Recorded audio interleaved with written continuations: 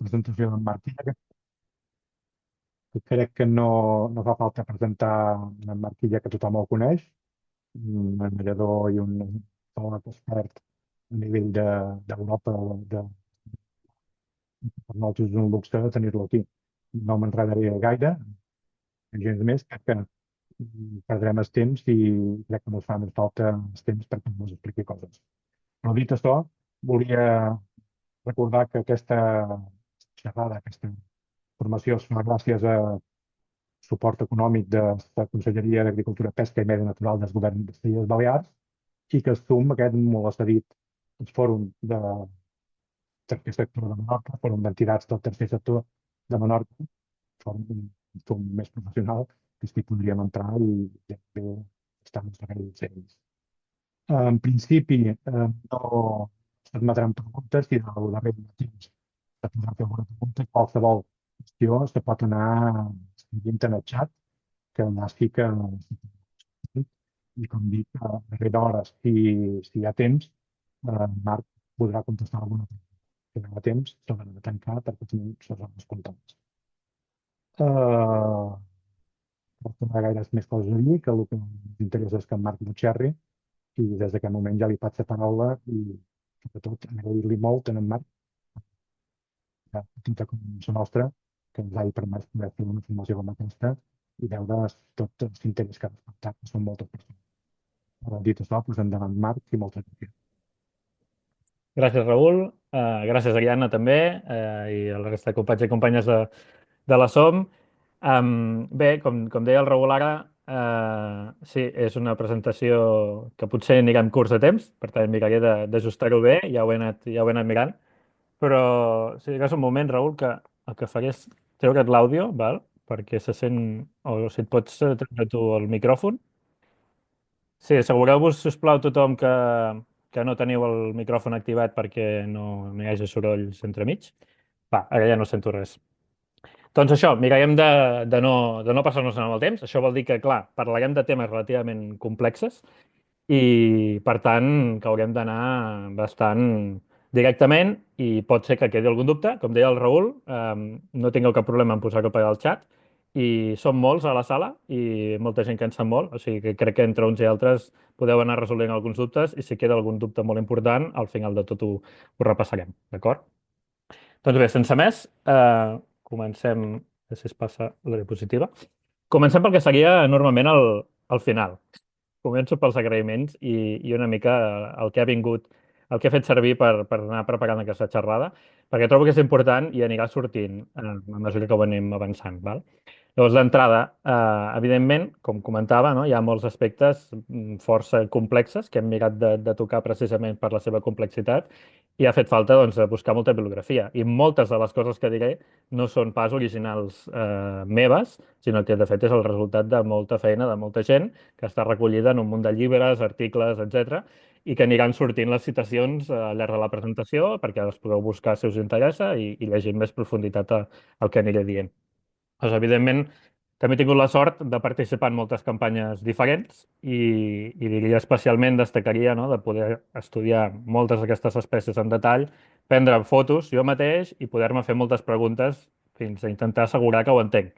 No vol dir que tingui les respostes a totes les preguntes que m'he fet, perquè no és pas així, però almenys sí que trobo que és un procés d'aprenentatge molt important i que recomano molt a tothom, qui tingui interès d'aprendre d'aquests aspectes que tractarem avui, doncs a fer una mica del mateix, que és anar intentant prestar molta atenció als detalls i intentar resoldre els dubtes. I finalment també s'ha de dir, evidentment, que estant en molts llocs he tingut la sort d'estar amb moltes persones diferents que m'han ensenyat moltíssimes coses, tant de nedadors molt experts com també nedadors en formació, que al final n'he après moltíssimes coses, no? Perquè moltes vegades una pregunta ben feta et fa pensar molt i per poder explicar alguna cosa doncs has de pensar molt. Moltes vegades gent que és aquí avui amb nosaltres doncs, m'ha enviat alguna pregunta, algun dubte, i això em va molt bé, perquè realment em permet entendre més bé les coses quan li responc, no? Per tant, bueno, gràcies a tothom i anem a entrar en matèria directament. Comencem a parlar de les mudes prenupcials, vale? O sigui, estarem parlant, ja sabeu que a la formació ens centrem en la datació dels ocells a la primavera i, per tant, és molt important entendre què ha passat, no? Quina és l'última muda que s'ha produït. Llavors, hem fet aquests esquemes, val? veieu el meu cursor que l'aniré utilitzant.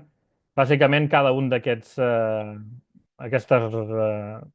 núvols, diguem, són moments diferents de la vida de l'ocell, val? I com més núvols hi ha, més processos es donen diferents a la seva vida, val? Perquè ens situem, la part de dalt seria com el cap d'any, per tant, bàsicament el que estem mirant és aquesta part blava del cicle anual, val? Per tant, si torno un momentet enrere, en aquest cas, no, estaríem parlant d'unes espècies com la cotxa cua roja o el rossinyol, que després de l'època de cria tenen una muda, diferent pels joves que pels adults, i no tenen cap muda prenupcial. En canvi, per aquest cas aquí a la dreta, estaríem parlant d'unes espècies que tenen una muda postjuvenil o postnupcial d'un tipus i després una muda prenupcial addicional. Val? Si continuem avançant, podem veure alguns exemples diferents. Per exemple, el cas aquest, no? Que ja veurem d'aquí una estoneta, dels telerols de garriga o de les teleguetes comunes, que tenen dues mudes diferents a l'hivern o algunes espècies que fan una muda diferent a l'hivern. Això ho anirem veient en detall i aquests gràfics, no? Com aquesta idea del cicle anual, anirà apareixent directament. Val? Clar, si tenim més d'una muda a l'hivern, estem parlant ja de plomatges que poden ser de certa complexitat, ja ho veurem, i si la muda que tenim a l'hivern és completa, com sabem, de fet és el cas oposat, no? Hi ha algunes espècies que són molt fàcils de datar a la primavera perquè com que tots han fet muda completa, directament no podem diferenciar joves d'adults i els datem com a Eurin 4. De fet, són bastants els exemples, n'hi hauria fins i tot algun més del que tenim posat aquí. Per tant, clar, a la sessió d'avui ens anirem centrant en els més complexes, des del segon tipus que he explicat abans, no? De només una muda a l'hivern, a aquests casos més conflictius de dues mudes diferents a l'hivern. I llavors hi ha alguns molt peculiars que també anirem veient. Doncs per seguir amb la introducció, hi ha una cosa molt important que ha de quedar molt clara i que hem d'entendre molt bé, que és el desgast, que és com es desgasta una ploma, d'acord? Doncs hem de tenir molt clar que l'agent principal que desgasta el plomatge és la llum, la radiació solar, i que el sol sempre incideix a l'ocell per sobre. Sí? De manera que les plomes que queden a la part superior de l'ala, per exemple, diguem-li les terciàries, no? O les cobertores internes, queden més exposades a la radiació solar i, per tant, es desgasten d'una manera més accentuada que altres plomes. No? Per exemple, que una primària interna que queda molt més amagada en el moment que l'ala està tancada. Doncs aquest ocell que veieu aquí té una terciària mal posada. No? Això és un trivialis, una titeta dels arbres, té la terciària mal posada i no és que l'hagi posat jo malament expressament per poder fer la foto, sinó que aquest ocell, quan el vam capturar, precisament a l'illa de l'aire, ja estava així. I gràcies al que podem observar en el plomatge, que us ensenyaré ara, podem veure que aquest ocell ja feia molt de temps que tenia aquesta terciària mal posada. Val? Perquè, clar, amb el desgast de la radiació solar venint per sobre, si la ploma està mal posada, per tant, no està ocupant la seva posició natural, que seria aquí on els marco, no? A sota de la terciària del mig, hauria de ser aquí. Aquesta ploma no està en el seu lloc, està desplaçada i per tant ha fet que l'ala es desgasti d'una manera desigual. Si ens mirem les dues ales per sobre, fixeu-vos bé com a la seva ala esquerra, que la seva terciària gran estava perfectament al lloc que li tocava, les terciàries dels antus són especialment llargues perquè cobreixen la major part de les plomes de vol, de les primàries. I veieu com en aquesta ala, només separant una mica les primàries de la terciària més llarga, veiem que les primàries estan en molt bon estat.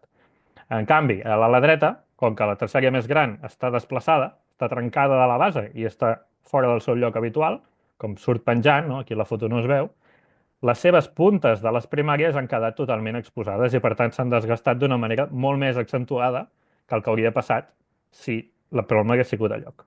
Això és molt important. I aquesta idea que estic intentant transmetre ara serà una cosa que hem de, com a mínim, entendre molt bé des del principi. Si torno enrere un momentet, fixem-nos que en aquesta piula dels arbres ens podria haver cridat l'atenció, deixant de banda això de la terciària, no? De que té força desgast aquí a les plomes de vol. I com veurem més endavant, que tingui molt de desgast a les plomes de vol és una senyal bastant bona de que estaríem parlant d'un ocell de segon any calendari, d'un Euring 5. Però clar, és que aquest desgast que estem veient aquí és molt accentuat simplement per un artefacte de que aquesta ploma no està en el lloc que li toca. Perquè aquest ocell, malgrat aquest desgast tan important d'aquí, és igualment un adult. Perquè fixeu-vos a l'altra ala el poc desgast que té. Llavors, hem d'entendre molt bé què és el que produeix el desgast. Que si hi ha una alteració tan òbvia, diguem, com una ploma molt mal posada, doncs més o menys ja es veu a venir. Però sí que ens ha aportat un exemple molt clar, no?, de que a vegades el desgast ens podria arribar a enganyar si l'utilitzem com a eina per datar els ocells i que hem de tenir molt en compte doncs, com funciona exactament. Us porto un altre exemple similar i que crea bastanta confusió en general. Veieu aquesta ala d'un mastegatatxes. Els mastegatatxes solen presentar aquest aspecte, la secundària més interna d'un color més amarronat. Sí? I aquí ara, si féssim una enquesta a tothom que tenim en aquest Zoom per intentar decidir entre tots què està passant amb aquesta ploma, segurament la quantitat d'explicacions seria molt gran. Val? Però, de fet, l'explicació més correcta és la que us presentaré ara. Després ja parlarem de mastegatatges i de la muda que fa, però hem de tenir molt clar que els mastegatatges muden les terciàries a l'hivern. Tots, tant els joves com els adults, en una muda parcial. I això què vol dir? Que, clar, a l'hivern, quan estan mudant les terciàries, en aquest espai no hi ha res. I, per tant, quan arriba la radiació solar, afecta d'una manera més acusada la següent ploma, que és la secundària més interna. I, per tant, no, el fet de que es produeixi una muda parcial del plomatge pot estar alterant el que veuríem normalment, perquè si aquest ocell no fes cap muda parcial, no esperaríem mai que la secundària més interna estigués més gastada que les altres, perquè de fet és una ploma molt ben protegida.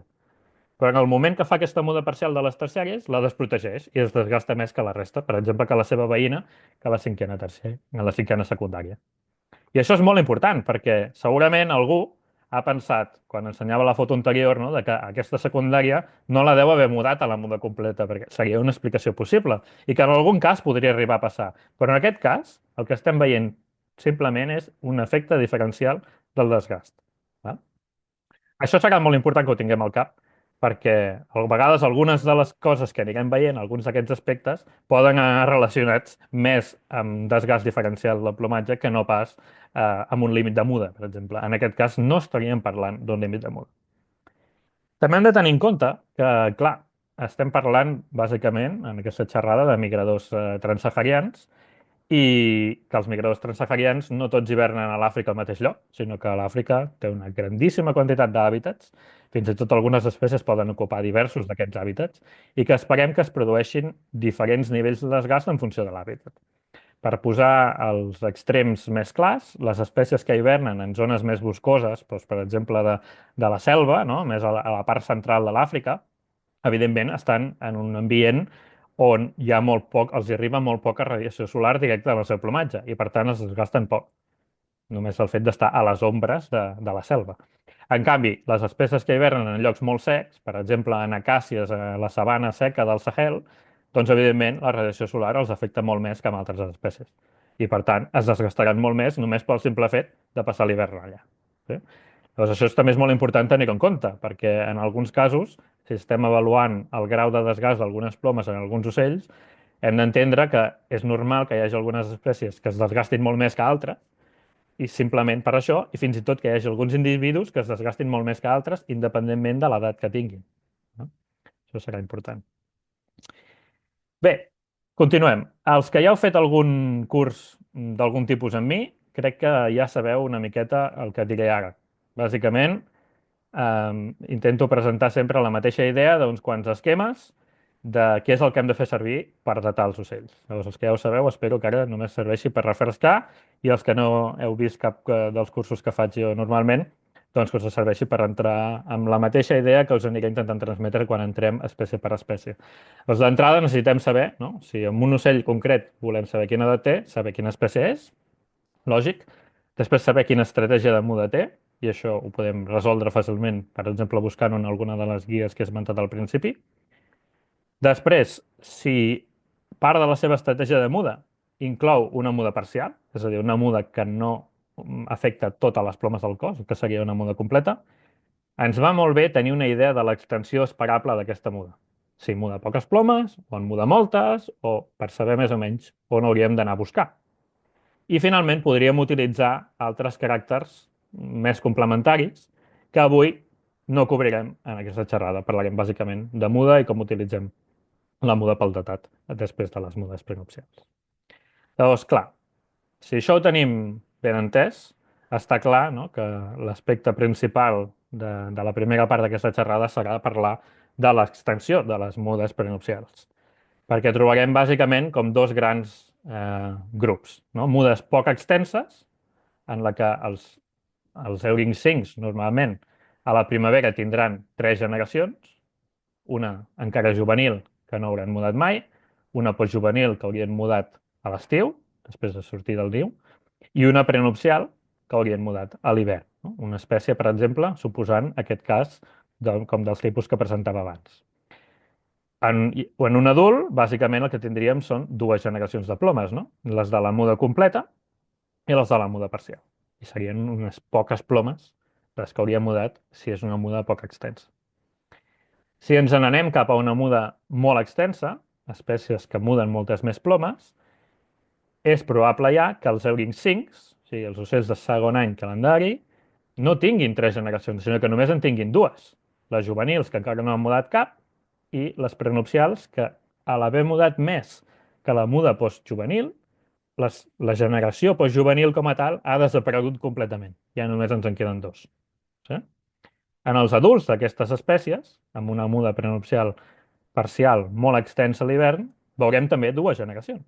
La generació d'adult de la muda completa i la generació de la muda parcial d'hivern. Sí? Això també és un aspecte molt important. Anem a veure un exemple que després tornarem a veure d'una manera més concreta. És el cas, per exemple, del mastegatatxes, en el que tenim una muda postjuvenil parcial poc extensa. Val? Aquests diagrames que aniran sortint, per si algú no el tenim situat, que són extrets de Genie en Winkler, amb cada una d'aquestes plomes, serien les plomes de l'ala, això tenim les primàries, les secundàries, les terciàries, les rectrius, les cobertores primàries, les cobertores grans, les cobertores mitjanes, aquí totes ajuntades, i les cobertores petites totes ajuntades. Evidentment, la carpal i l'àlula. I tenim pintada cada una de les plomes la seva probabilitat de muda, val? A partir d'aquestes escales que surten aquí al costat. Bàsicament aquest treball que van fer aquests autors, no, va ser el de capturar molts d'aquests ocells, fer fitxes de muda individuals a cada un d'ells i després veure doncs, quina probabilitat hi ha que cada un, o sigui, que aquesta espècie, no, canviï unes plomes concretes.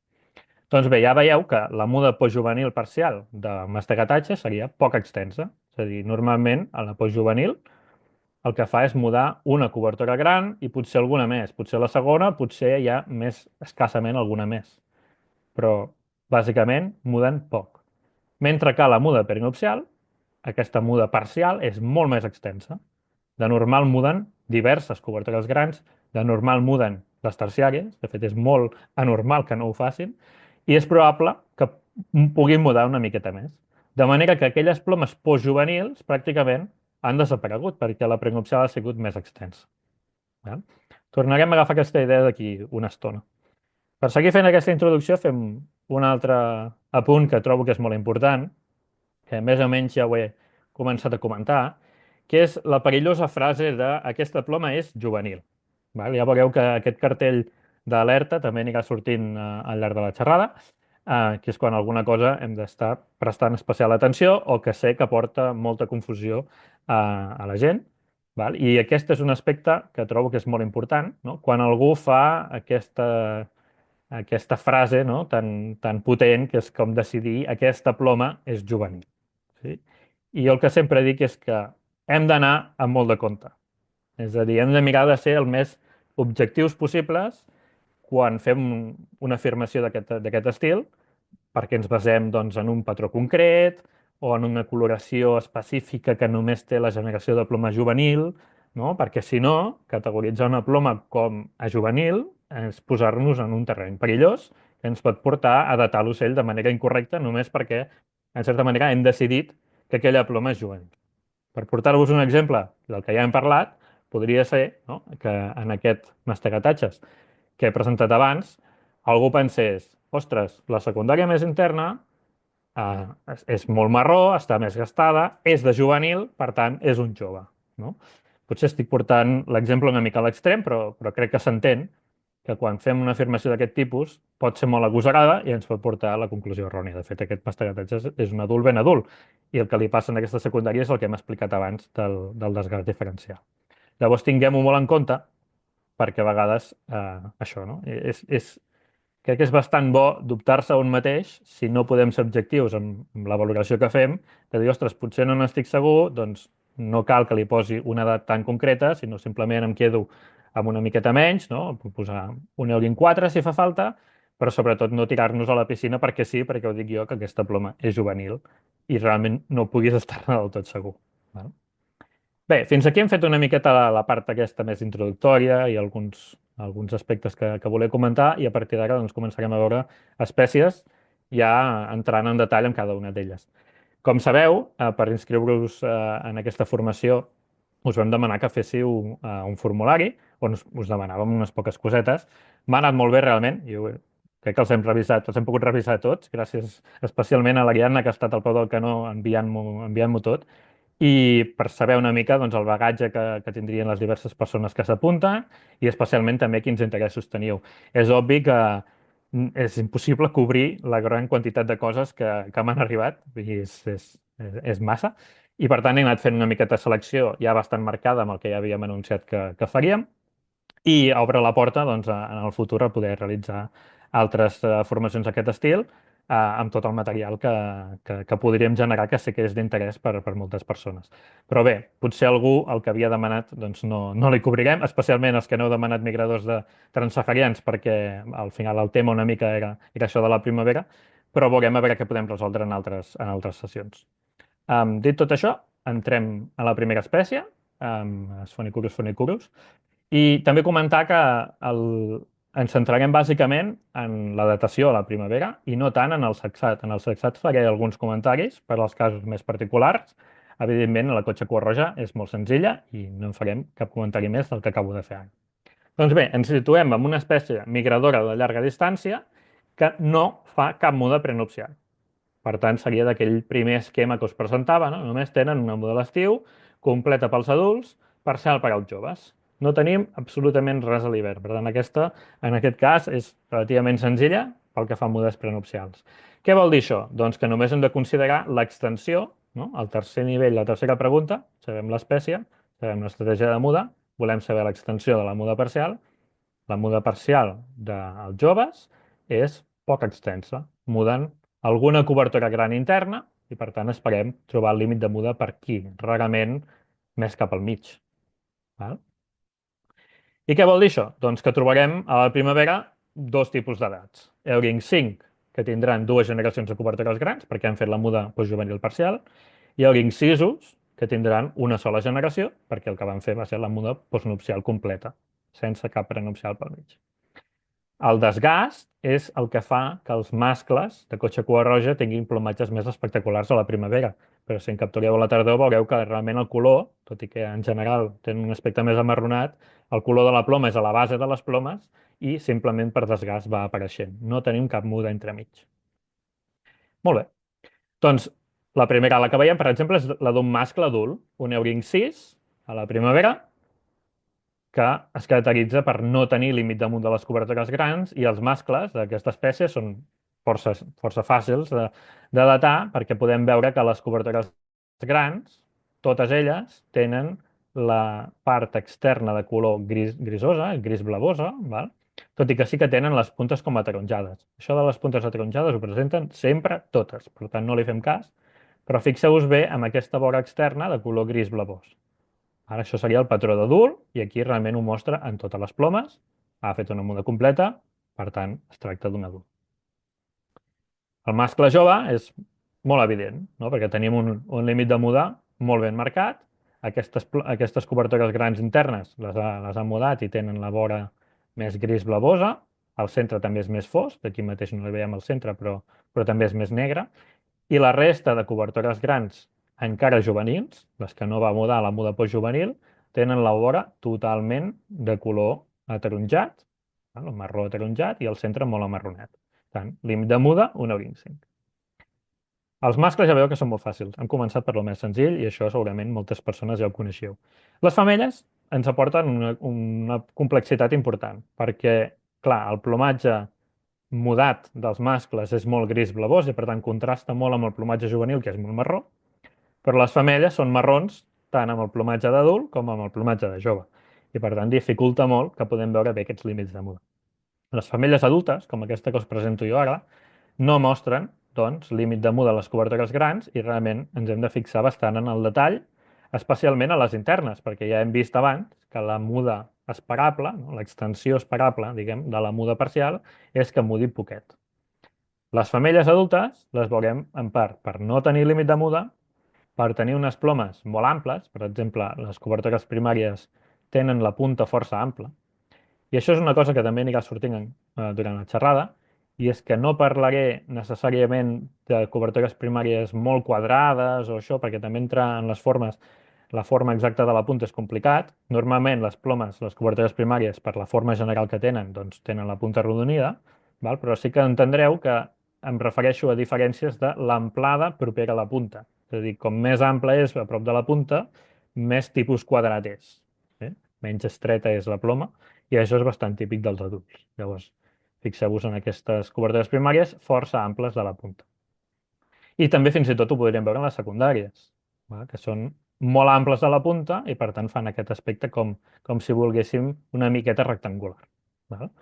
Però sobretot el més important per datar aquest ocell com a adult, com Euring 6, és que no presenta cap límit de muda. Ho ha mudat tot. Següent. Aquí tenim un altre individu, a la primavera, que ja ens podem fixar que sí que tenim un límit de muda justament aquí, entre aquestes dues plomes. Si us hi fixeu, totes aquestes fins aquí són d'un color molt més marronet, més desgastat, i a partir d'aquí ja tenim unes plomes amb la vora més intacta, tot i que la diferència de color és poc evident, i el centre més fosc. Sí? A més d'això, li podem sumar els altres criteris, diguem, suplementaris, no? Que us estava comentant ara, les cobertures primàries evidentment també més gastades i més estretes de la punta, les secundàries els hi passa el mateix, no fa aquella forma tan quadrada o tan rectangulada, no? Perquè és més estreta, sí? I en general té una miqueta més de desgast a totes les plomes de vol pel fet que encara són plomes juvenils. Tot i que en aquesta espècie, i malgrat trobar-se en hàbitats bastant oberts, no s'observa un desgast molt desmesurat. Val? Però bueno, sí que ho hem de tenir en compte. Bàsicament, si hi ha un límit de muda, ja sabem que és un joc. Molt bé. Fins aquí tot fàcil, perquè no teníem una espècie que fes cap tipus de muda prenupcial. Però ara és quan entrem ja a la primera amb una muda prenupcial, que seria el cul blanc o el còlic gris. M'he permès d'anar posant els noms en menorquí, o almenys els noms que s'utilitzen al bloc de l'Illa a l'aire, que és el que he anat consultant, però bé, jo m'aniré dient també els noms en català de Catalunya, perquè si no se m'aniria liant. Llavors, bé, el còlic gris, val? Bàsicament el que li veiem és que aquí ja afegim una muda parcial a l'hivern i, per tant, la pregunta que espero que ja us estigueu formant tots i totes és quina és l'extensió d'aquesta muda de l'hivern. Anem a veure. A la muda postjuvenil, els còlics grisos muden les cobertores petites, les cobertores mitjanes, les cobertores grans només algunes de les més internes, i a la muda prenupcial muden poquet.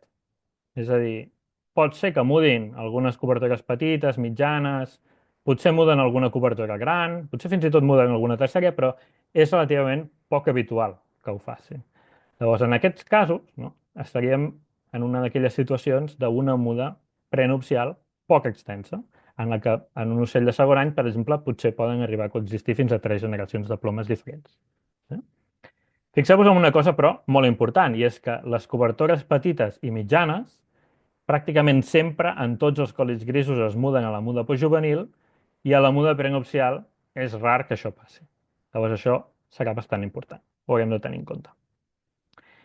Bé, acabem tenint joves Euring 5 amb 2 o potser fins i tot 3 generacions de cobertores grans, com comentaven, i prestarem atenció en aquest contrast entre les cobertores grans velles i les cobertores mitjanes, i els adults tindrem 1 o 2 generacions de cobertores grans, que no podem tenir-ne més, i amb un contrast menys acusat entre les cobertores mitjanes i grans.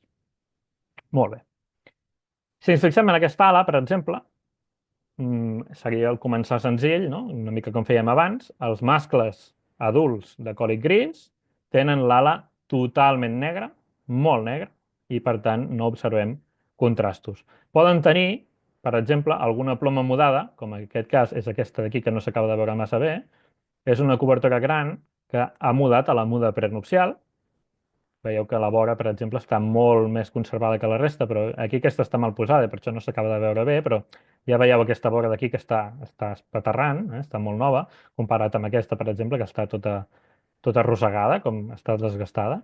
Llavors, aquest còlic gris va fer, sí, una muda parcial de tot el cos, que es va tornar gris, i li va sortir aquesta ploma aquí, però evidentment la resta de l'ala, que era de la muda completa de l'estiu, ja era molt negra, ja ens indicava, no?, que era un adult.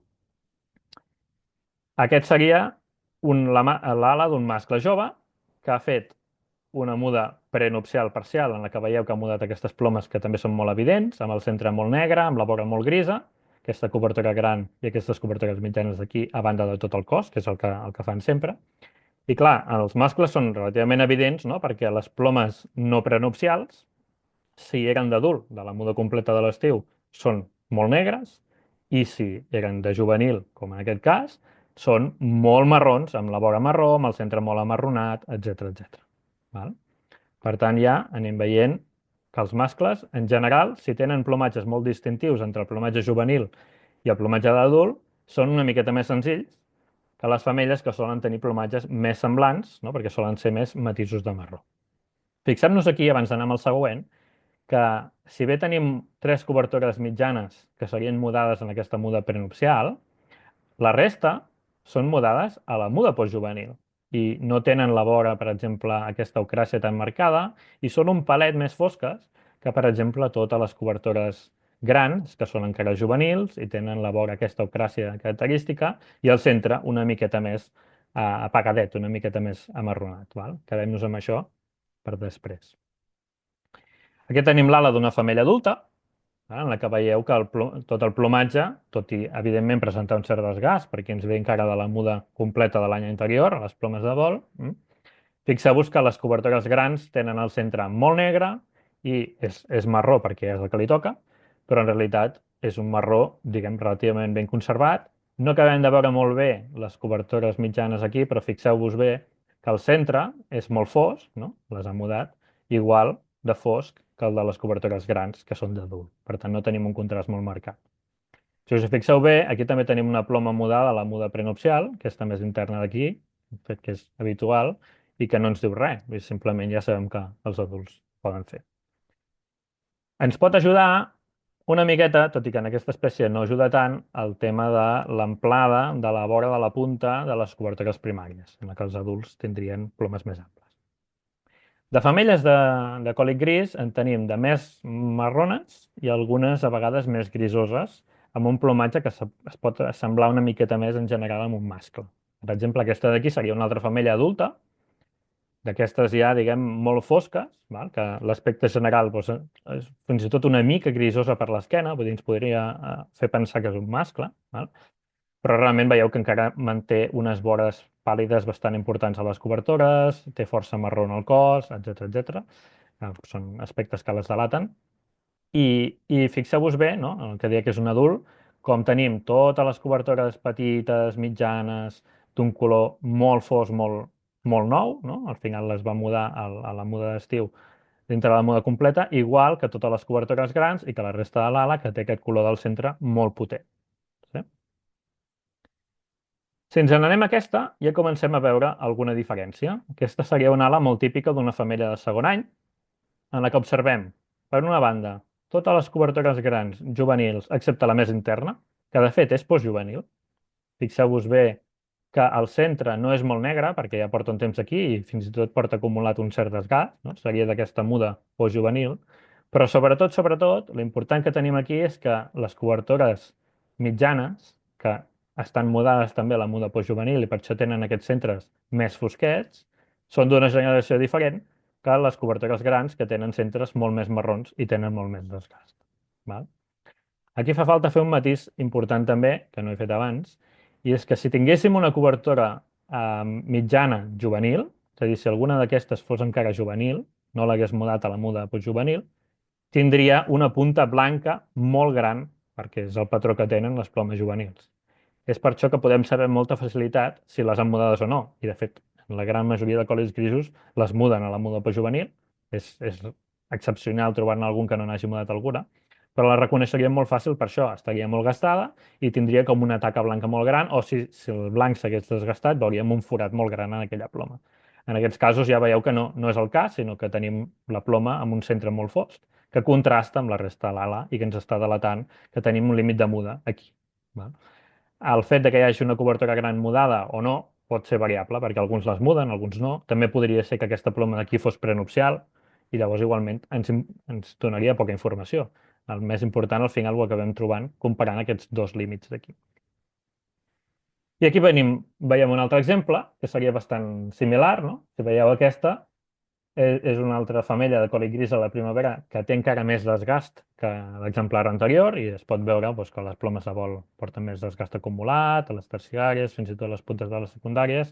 I si ja ens n'anem a la zona d'interès, no? Fixeu-vos bé com aquesta té una, dues, tres i quatre cobertores grans molt marrons i molt gastades, cosa que ja ens està indicant alguna cosa. I aquí tenim ja un primer límit de muda que es nota bastant. Fixeu-vos com les cobertores mitjanes tenen aquest centre més fosc i, per tant, a la muda postjuvenil estem veient ja aquest contrast, no? Per tant, aquí tindríem tant el límit de les cobertores grans externes amb la muda, amb les cobertores mitjanes i de les cobertores grans externes amb aquestes altres, que són d'una generació diferent i que, a més, no són prenupcials, perquè si fossin prenupcials, com hem vist abans, no? Amb aquells exemples, estarien realment molt noves. O sigui, no veuríem aquest desgast ja tan avançat. Això ens està indicant que aquestes plomes, de fet, són postjuvenils. Aquest còlic gris, a la seva muda postjuvenil, va mudar unes quantes cobertores grans, que no és habitual, però evidentment ho poden fer, i ens va deixar aquest límit de muda aquí i aquí. Fixeu-vos com, de fet, si comparem aquestes cobertores mitjanes amb aquestes cobertores grans, sí que observem, no?, que són de la mateixa generació, tenen el mateix color de centre, no és que unes siguin més fosques que les altres. Per tant, veuríem un altre cas d'un Euring 5 amb una extensió de la muda postjuvenil, en aquest cas diferent. Bé, espero que vagi quedant tot clar. Ja veieu que la velocitat serà més o menys aquesta, d'anar repassant casos i anar veient el que tenim i anar-los comentant. Val? De moment anem bé de temps. Vull dir que en aquest sentit estic tranquil, però bé, miraré de no enrotllar-me més. Passem a un altre exemple. El Trivialis. El Trivialis faria un esquema de muda general igual que el que estàvem veient abans, però l'extensió és el que hem de contemplar. I aquí ens trobem un d'aquests casos, no?, en el que la muda postjuvenil és molt poc extensa i que bàsicament el que solen fer és canviar algunes cobertores petites, hi ha potser algunes cobertores mitjanes i de manera menys probable doncs, alguna cobertora gran interna o fins i tot alguna terciària, sobretot doncs, a nivell de cobertores petites, i a l'hivern ens fan una muda lleugerament més extensa, en la que solen prioritzar les terciàries i les cobertores grans internes. Clar, ja ho he vist abans, no?, amb l'exemple del desgast i la terciària mal posada, el que podia arribar a produir a les plomes de vol, o sigui, les plomes que realment són importants pel vol a gran distància, si les terciàries no hi són, i per això les prioritzen. La prioritat de muda és molt important i les espècies ja tenen molt clar que si tenen temps i energia per mudar alguna cosa, mudaran el que realment és important. Llavors, els trivialis ja fan aquesta muda, igual que els altres antos, igual també que les quaguetes, no?, que el gènere Motacilla, de mudar en la muda prenupcial terciàries i cobertores grans internes. Per tant, ja estem en un cas de muda una miqueta més extensa. Què vol dir això? Doncs que ens trobarem joves eurincincs amb dues generacions de cobertores grans, però ja directament prenupcials i juvenils, i adults que també tindran dues generacions de cobertores grans, prenupcials i postnupcials. Per tant, molt important aquí. No pot ser que ningú que hagi sentit aquesta xerrada, al final de la xerrada, encara pensi que si veiem dues generacions de cobertores grans a la primavera en qualsevol ocell, serà automàticament un jove, perquè està molt clar que els adults que fan també una muda prenupcial parcial també tindran dues generacions de plomes a l'ala. Sí? Això és superimportant. Anem a veure casos concrets. Tenim aquesta trivialis, capturada a la primavera, en la que veieu que és com difícil trobar el límit de muda de les cobertores grans. Si ens hi comencem a fixar en detall, el trobarem. Tenim una, dues, tres, quatre, cinc i sis, que són més velles, i a partir d'aquí aquestes ja són una miqueta més noves, tenen menys desgast, la vora està més intacta, fins i tot té un to més verdós, no s'ha tornat com blanquinós per efecte del desgast, el centre més fosc, etc. I també podríem començar a buscar detallets i dir, doncs mira, aquesta ploma aquí també, per exemple, és una miqueta més nova, etc. Bé, i fins i tot les terciàries, evidentment, que me les deixo, però que les muden sempre a l'hivern. Aquestes terciàries també estan molt noves. Fixeu-vos el poc nivell de desgast que tenen aquí, tot i ser plomes altament exposades tota l'estona a la radiació solar. Per tant, estem parlant d'un adult, val? Que ha fet aquesta muda prenupcial de cobertores grans internes i terciàries, però que les altres plomes encara es conserven en molt bon estat perquè són de la muda completa que va fer postnupcial. Fixem-nos també en un parell de detallets més, que després tornarem a veure en un moment una miqueta millor, de les cobertores primàries i de la punta de les secundàries. Però sobretot primer, sempre, el límit de muda és el que prestarem més atenció. Aquest altre exemple, doncs, és un jove molt clàssic, un Euring 5 molt clàssic, que en la seva muda prenupcial el que ha fet és mudar bona part de les cobertores grans, fins aquí, aquestes no. Ha mudat també totes les cobertores mitjanes en aquesta muda parcial prenupcial, val? I les terciàries. I per tant veiem un contrast molt acusat entre les plomes prenupcials, que són relativament recents, i les plomes encara juvenils, que encara no han mudat mai. I veieu com, evidentment, tota la resta del plomatge presenta un cert nivell de desgast una miqueta més acusat pel fet que són encara plomes juvenils.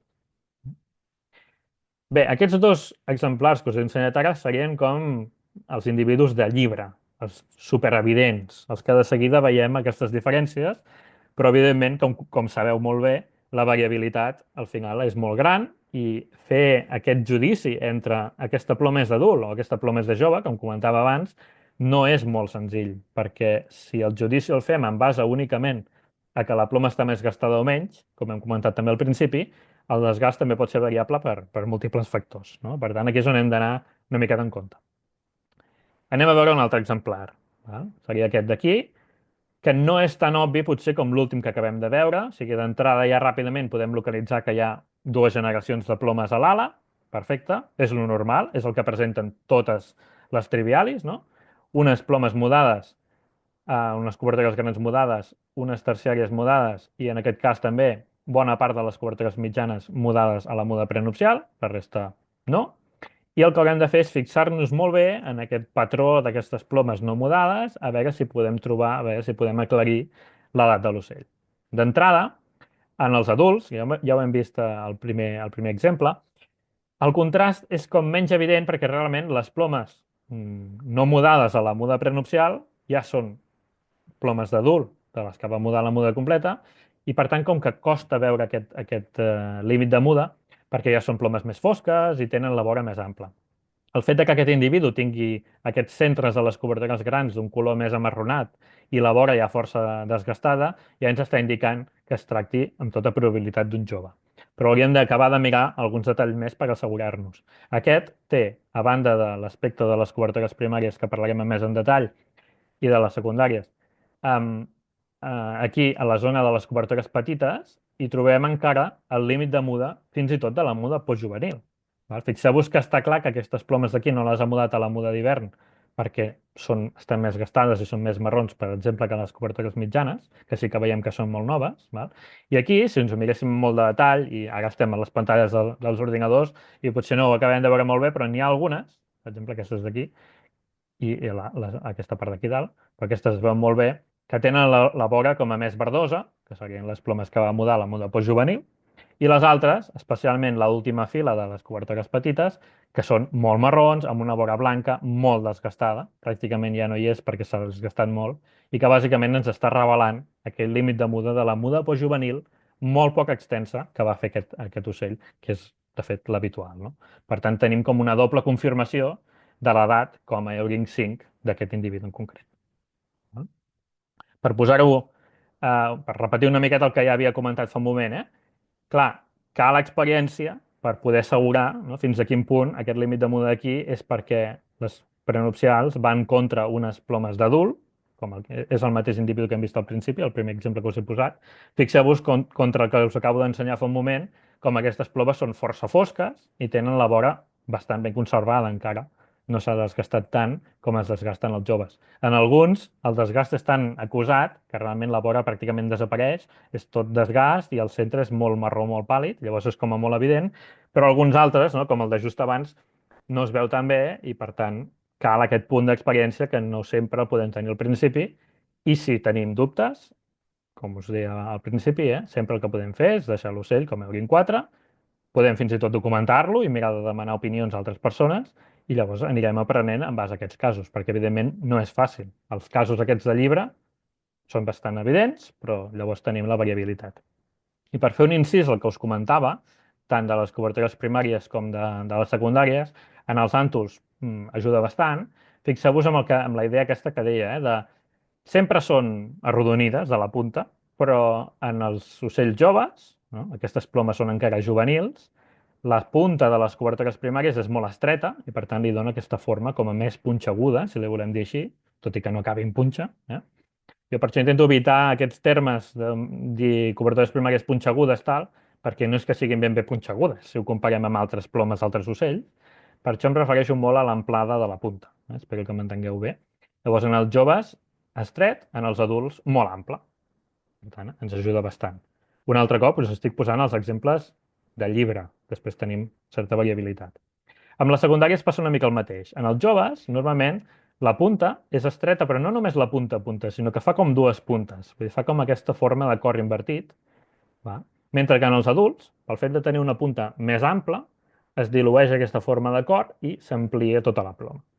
Va? Per tant, aquests dos aspectes ens poden ajudar en aquests casos que ens generen una miqueta més de dubte quan estem valorant el contrast entre les cobertores grans mudades de la muda prenupcial i les cobertores grans no mudades a la muda prenupcial, que és quan hem de prendre una decisió, per dir-ho així, de si són de tipus adult o juvenil.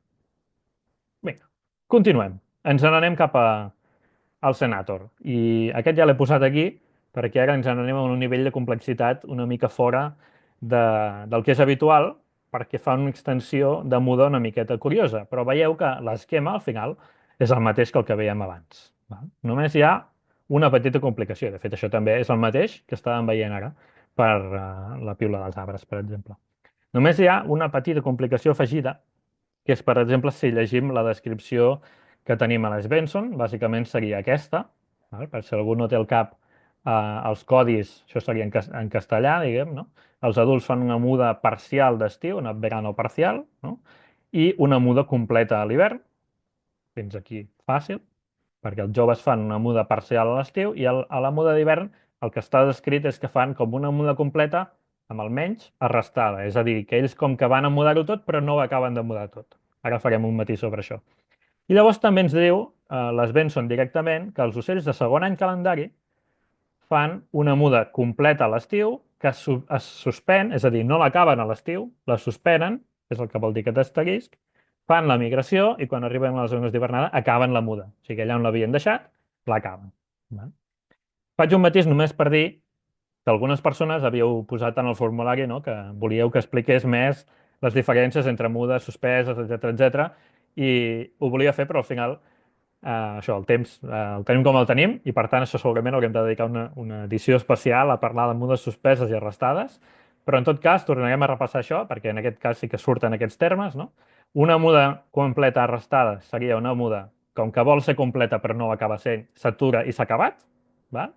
I una muda suspesa és una muda completa que comença amb la seva seqüència de muda completa, s'atura durant un temps concret i després la reprèn allà on l'havia deixat i l'acaba. I per tant, a efectes pràctics, acaba sent una muda completa. Per tant, a efectes pràctics, que els ocells de segon any tinguin una certa preferència per fer la muda suspesa, no acaba sent tan diferent del que fan tots els adults, que és, a efectes pràctics, fer una muda completa a l'hivern. Encara que la divideixin en uns quants mesos, però el producte final a la primavera és haver fet una muda completa. I per tant, a la primavera realment no podrem distingir entre un ocell que va fer una muda suspesa l'any anterior i un ocell que va fer una muda completa. Per tant, això ha portat molta cua perquè porta molta confusió el fet de que hi hagi un tercer grup descrit, no? I amb una estratègia aparentment diferent, però a l'hora de la veritat no és complicat. És realment molt senzill el Senator. Perquè a la primavera només tenim Euring 5, ocells joves que tenen dues generacions de plomes perquè no ho van acabar de mudar tot, i eurincisos, una sola generació de plomes perquè ho han mudat tot, encara que hagin tardat més o menys temps. Sí, espero que això sigui quedant molt, molt clar perquè és l'altre dubte molt típic. I això de que es poden datar ocells de tercer any a la primavera, bàsicament no és possible, perquè no, la muda que fan acaba sent completa. No retenen res. Va? Molt bé. Llavors, l'única qüestió aquí que caldria matisar és que realment la muda aquesta que fan els joves a l'hivern no és tècnicament, si apliquem molt bé la definició d'una muda completa arrestada, no és ben bé això, sinó que vindria a ser una muda parcial com molt extensa. Val? Una muda parcial en la que es passen de frenada i comencen a mudar més plomes del que és normal en molts ocells. Per exemple, aquest individu d'aquí, que és un Euring 5 a la primavera, perquè veiem dues generacions de plomes, en les que ha mudat cobertores, etc., normal, com un ocell regular, les terciàries i les secundàries internes i les primàries externes. És a dir, deixen com dues zones de l'ala sense mudar, que és una finestra de primàries internes i secundàries externes sense mudar i normalment les cobertores primàries també sense mudar. Algunes o totes també és bastant habitual. Dues generacions de plomes diferents, Euring 5. No cal donar-hi més volta. Aquí tenim un altre exemple amb una extensió diferent. Aquest ha mudat més, per exemple, però ha seguit mantenint una primària la més interna i la secundària més externa sense mudar, encara són, diguem, d'aquesta generació juvenil, i ha fet algunes cobertures primàries externes, però no totes. Dues generacions, Euring 5. Un altre cas en el que no ha deixat res sense mudar. Ho tenim tot mudat, muda completa, un adult, Euring 6. I és així de senzill, realment, perquè al final um, no té més complexitat que això. Hi ha molta gent que al Senat, ostres, quin ocell més complicat perquè la descripció de la muda és molt complicada, però eh, no té més complexitat que això, excepte algun detall molt concret que en parlem ara al final, però és molt senzill. Llavors, per tant, ens fixem directament, quan agafem un capsigrany a la primavera, en les cobertores primàries, en si estan totes mudades o no, i en aquesta finestra central de les plomes de l'ala. Únics casos que ens poden portar a un cert dubte. Aquest individu d'aquí, d'entrada, és un Euring 6, és també un adult que ha fet la seva muda completa, però que si us hi fixeu bé, hi ha molt de detall, i aquesta primària d'aquí, la més interna, amb la seva veïna, la segona més interna, es veuen com d'un color una miqueta més marronet, una miqueta més pàl·lid que la resta. Per exemple, contrasta molt aquesta primària més interna amb la secundària més externa. I aquí, si ens hi fixem bé, doncs aquesta segona primària també una miqueta amb la tercera. Aquest individu és un individu que estem a la primavera, òbviament, no? Però la tardor anterior, no? El que va fer va ser començar a fer la muda completa a les zones de cria, va mudar dues primàries a les zones de cria, va suspendre la muda i quan va arribar a les zones d'hivernada va acabar de mudar i va acabar de mudar-ho tot. O sigui, va fer aquell cas de la muda suspesa que hem comentat abans. Per això aquestes dues plomes d'aquí sembla que siguin una miqueta més marrons, perquè realment ho són, tenen uns mesos més de vida, diguem, en aquest ocell. Sí? Fa més temps que les havia crescut aquestes plomes perquè tenim la suspensió aquí.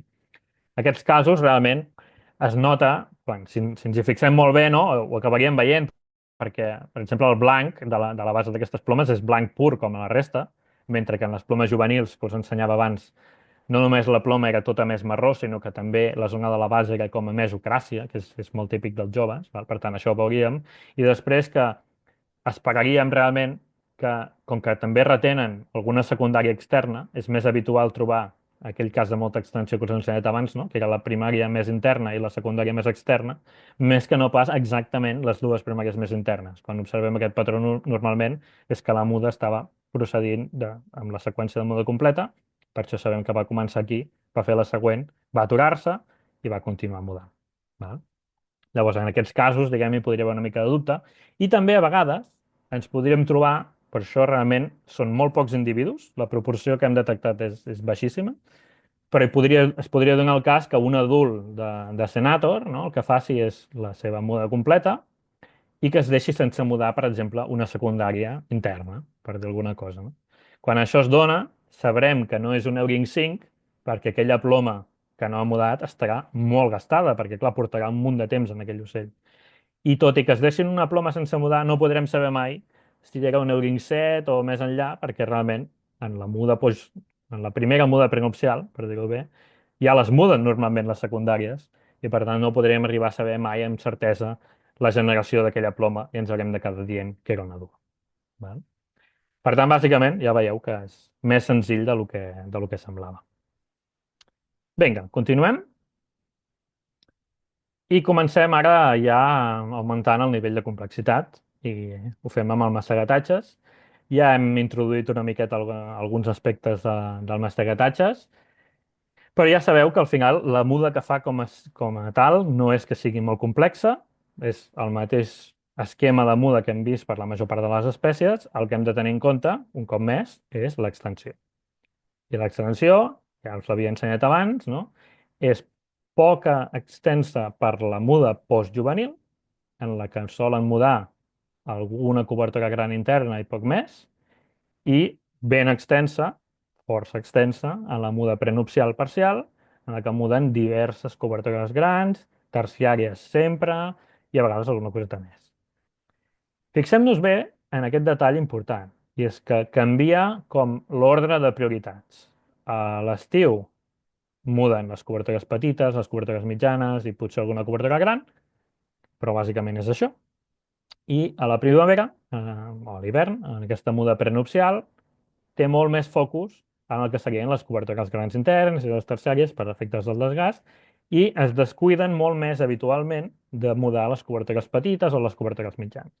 Per tant, ja us estic introduint una mica la mateixa idea del que hem utilitzat amb els oinantes abans.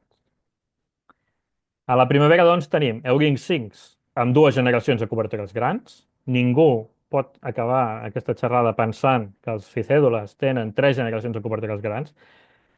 No és impossible que algun dia passi, però és molt rar, perquè ja veieu que l'extensió de les dues mudes és molt diferent. Per tant, esperem que tots els joves hi hagi dues generacions i ja està, prenupcials contra juvenils, i ens fixarem bé en aquestes cobertures mitjanes, que en molts casos seran postnupcials i no les hauran mudat a l'hivern. En els adults tindrem igualment dues generacions de cobertures grans, unes prenupcials i unes postnupcials. Sí? I llavors molt important això també que he posat aquí al final. Com que muden les terciàries a l'hivern, allò del patró de les terciàries, que el blanc arriba a la punta, que està descrit en moltes guies, les guies ho descriuen amb molt d'encert, perquè ja ho diuen, que això només és per la tardor. Però a vegades ens passem de ràpid i mirem directament el dibuixet i, vale, doncs és patró de jove, patró d'adult i com que ho utilitzem a la primavera. I no pot ser, perquè si les muden no ens serveix. Només ens serveix per als plomatges de tardor. Els joves amb aquella taca blanca grossa a la punta, i els adults, com que el blanc continua cap a la primavera interna. Per tant, ens ho traiem del cap, a la primavera el patró de les terciàries no serveix per res, ja ho he posat aquí ben clar. Només a la tardor. Val, doncs anem a veure exemples de ficèdules. Per exemple, aquest d'aquí, òbviament, té mudades unes quantes cobertores grans, la meitat, una miqueta més de la meitat i tot, i les terciàries, una extensió molt típica. Fixeu-vos en una cosa, al contrari que el que vèiem abans amb el còlic gris, el dominante, les plomes mudades a l'estiu, fins i tot en un mascle, amb el plomatge ben negre, són sempre de color marró. Els mascles de ficèdula a la tardor, els mascles més negres del món de ficèdules, fins i tot a la tardor són totalment de color marró. I les plomes negres només surten quan han fet la muda prenupcial. Això sempre esperarem que hi hagi contrastos molt acusats en l'ala, perquè simplement les plomes de la tardor seran sempre marrons. Va? Però bé, tot i així, fixeu-vos doncs, que es veu molt bé les mudes prenupcials, però després ja veiem que aquestes cobertores grans no mudades a la muda prenupcial són molt fosques, tenen la vora d'un color més aviat marró, no destaca per ser blanca, això ens ajudarà després, i després, sobretot, fixeu-vos que, clar, les cobertores mitjanes, aquestes no les ha mudat a la muda prenupcial, perquè serien negres. Per tant, evidentment, estan noves. Si fossin juvenils, ho podríem dir d'una manera molt taxativa, perquè igual que en el còlic gris, les cobertores mitjanes juvenils dels ficèdules tenen la punta blanca, molt, molt evident. Val? I normalment no ho veiem perquè les han mudat ja com a mínim a la muda per juvenil. Llavors, ja podem estar segurs que aquestes no són juvenils, que les van mudar com a mínim una vegada, i fixeu-vos que, clar, són molt fosques i tenen la mateixa foscor, diguem, que les cobertores grans externes. Per tant, estaríem davant d'un adult en el qual veiem només dues generacions en aquest quadrat aquí de l'ala, unes plomes prenupcials i les cobertores petites, mitjanes i grans, que són postnupcials de la muda completa que va fer. Sí? Si passo al següent, d'entrada, ràpidament, ja veiem la muda prenupcial que ha fet, de bona part de les cobertores grans, ha mudat terciàries, ha mudat la secundària més interna, ha mudat totes les cobertores mitjanes a la muda prenupcial, bueno, alguns ho poden fer, que està clar que les petites no les ha mudat a la muda prenupcial, però aquí ja no ens serviran tant.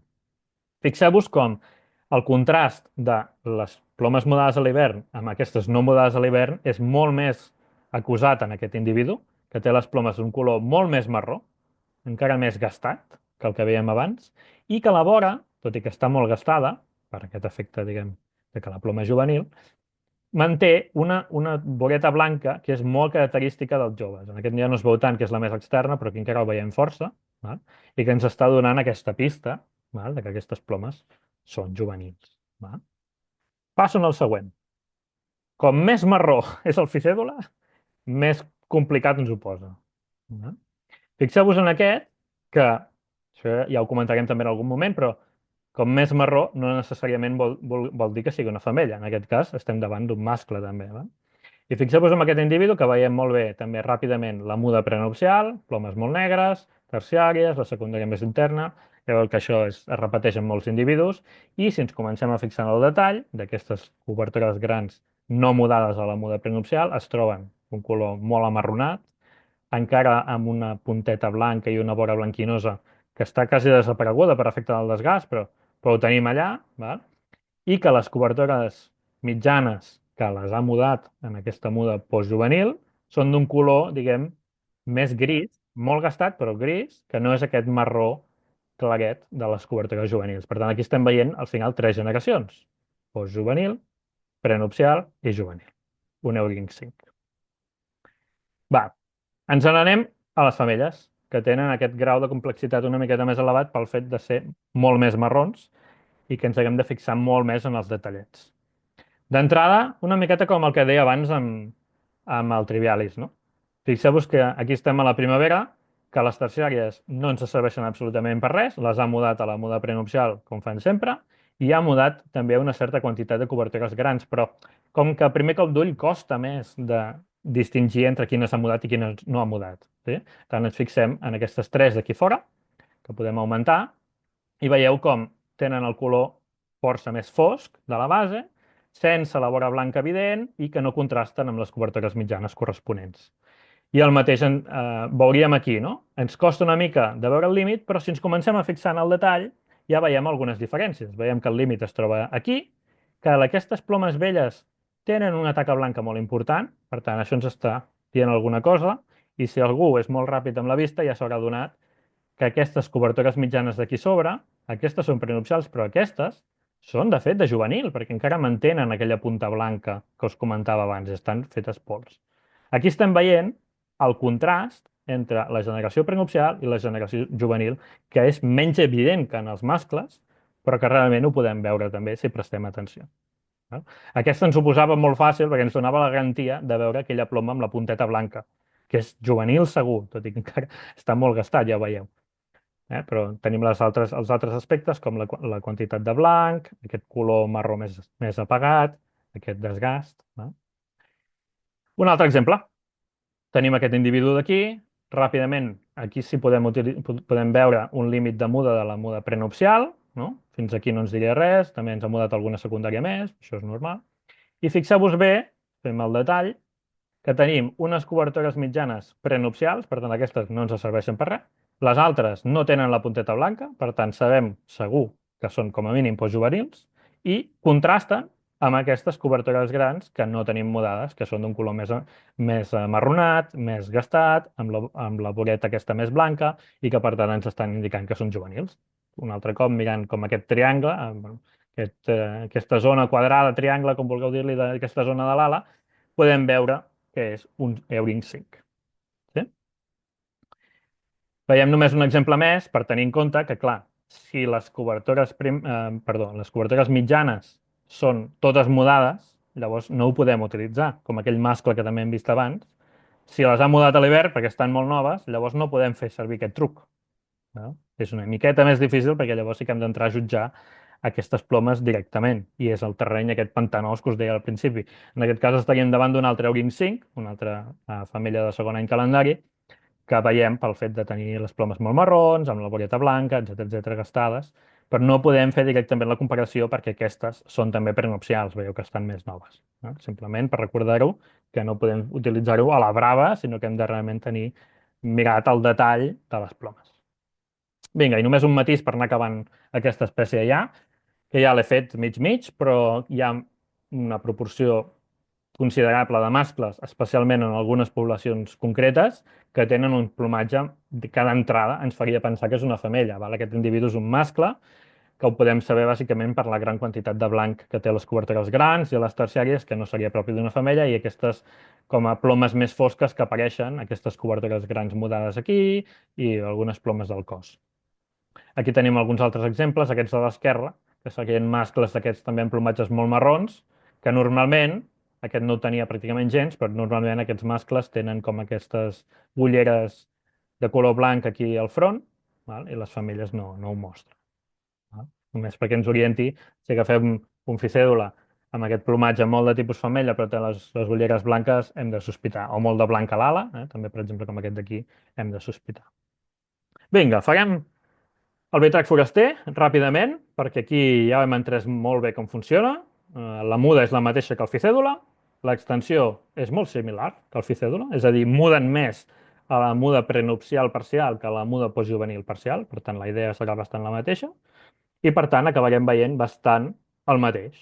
Dues generacions sempre, i haurem de jutjar bé un contrast amb l'altre. Els mascles, tenim aquest individu, que és un mascle adult, un Euring 6 a la primavera, amb unes plomes prenupcials molt negres, les cobertores mitjanes, en aquest cas, també totalment negres, prenupcials, i fixeu-vos en aquestes cobertores grans que ja les ha mudat a la muda postnupcial completa i per això tenen aquest aspecte molt fosc. El contrast és poc marcat. Si ens fixem en un mascle de segon any calendari, un Euring 5, el contrast entre les plomes prenupcials i les plomes juvenils és molt acusat. Val? Tenim unes plomes, les cobertores grans externes juvenils, molt marrons, més gastades i com més evidents. Llavors, un cop més fàcil datar els mascles que les femelles, que tenen el plomatge menys accentuadament fosc, és més matisos de marró i ens porta més a confusions. Aquí teniu una ala d'una femella adulta, que té una sèrie de plomes mudades també a la muda prenupcial, aquesta cobertura gran aquí com sola, després ho té aquí, això podria ser un accident. Aquestes d'aquí sí que són mudades totes a la muda prenupcial i veieu que les cobertures grans no mudades a la muda prenupcial són també molt fosques, el centre molt xulo, amb la vora molt ben conservada, queda molta coloració. Sí? Són aspectes que ja hem anat veient amb les altres espècies, al final ve a ser el mateix, fa la mateixa muda pràcticament i viuen els mateixos hàbitats. I una ala d'una femella de segon any calendari en la que veiem molt exageradament el límit de la muda prenupcial amb aquestes altres plomes, i és perquè aquestes són encara juvenils, molt desgastades, amb la vora pràcticament desapareguda. No? Aquí ens recorda una miqueta tot aquest cas bastant al triviales que us he explicat abans. No? Al final també us estic posant uns exemples molt evidents i el que haurem de veure és el detallet. Bueno. Bé, entrem en els buscarets de Garriga. Els buscarets de Garriga tenen una muda una miqueta més complexa, però que no deixa de ser el mateix, simplement que poden fer una segona muda parcial a l'hivern. Llavors, el meu missatge és molt clar aquí. Poden tenir més d'una generació de plomes a l'ala, tant joves com adults, però no us hi mateu en saber si cada una de les plomes, si és prenupcial o no, perquè us hi fareu mal, perquè al final és molt difícil de saber, i també solen tenir pèrdues i llavors pot ser un autèntic popurri. Bàsicament ens fixarem, ja per anar directe al gra, en les cobertores primàries. Fixeu-vos aquest individu que té les cobertores primàries noves, molt grises, igual que la resta de l'ala, és un mascle adult.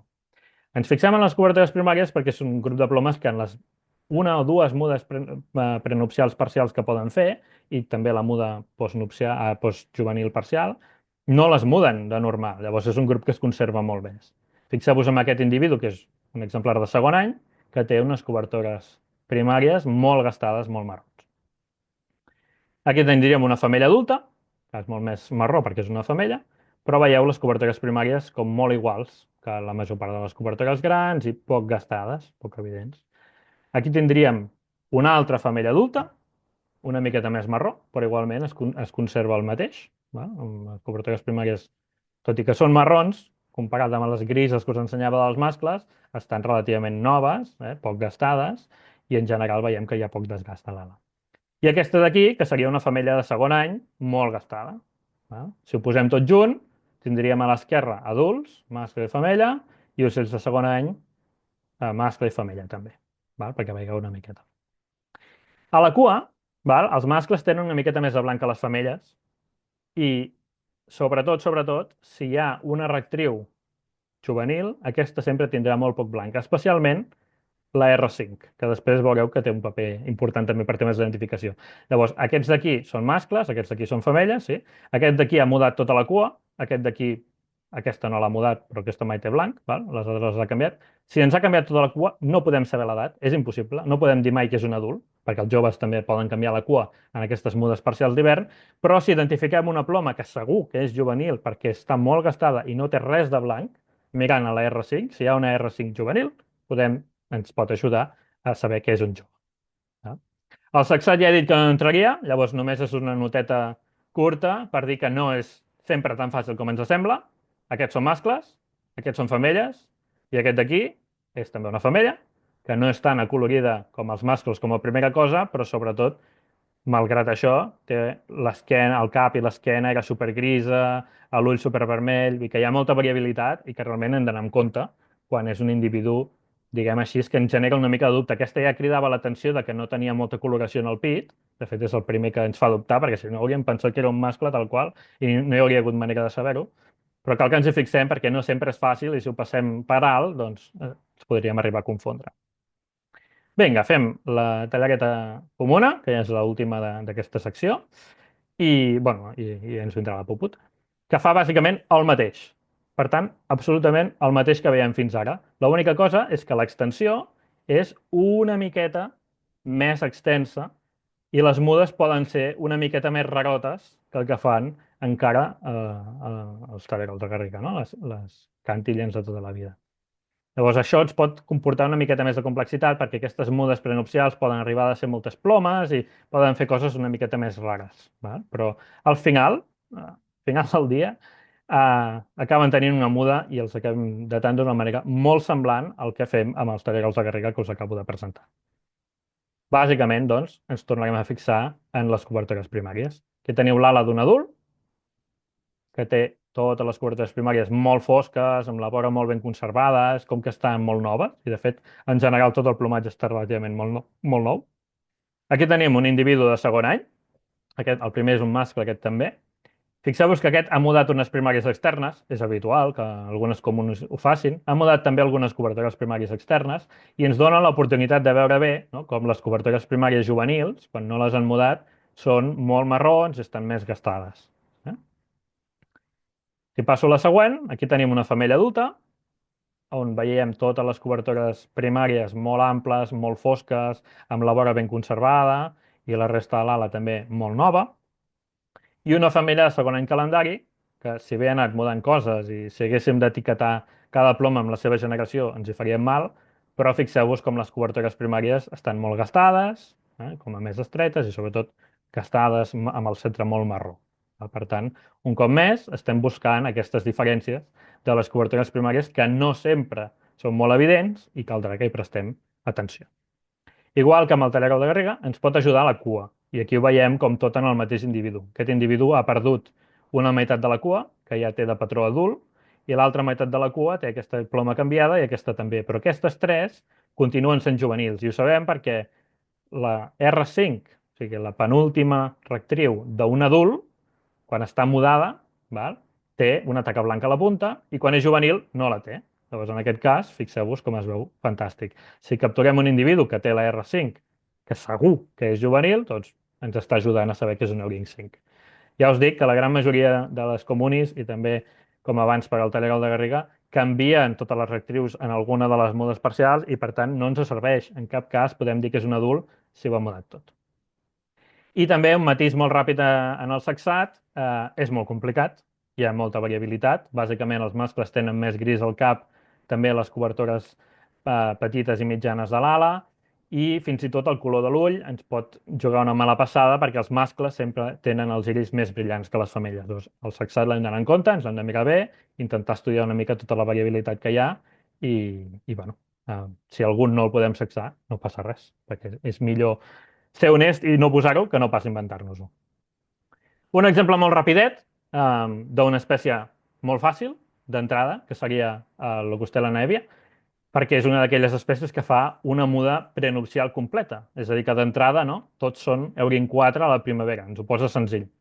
Però ens trobem que sabem, gràcies a l'última publicació d'aquest llibre de Genion Winkler, que tot i que la seva estratègia és una muda completa, alguns joves, i de fet s'han recapturat molts individus i se sap que només ho fan els joves, alguns deixen alguna ploma sense mudar.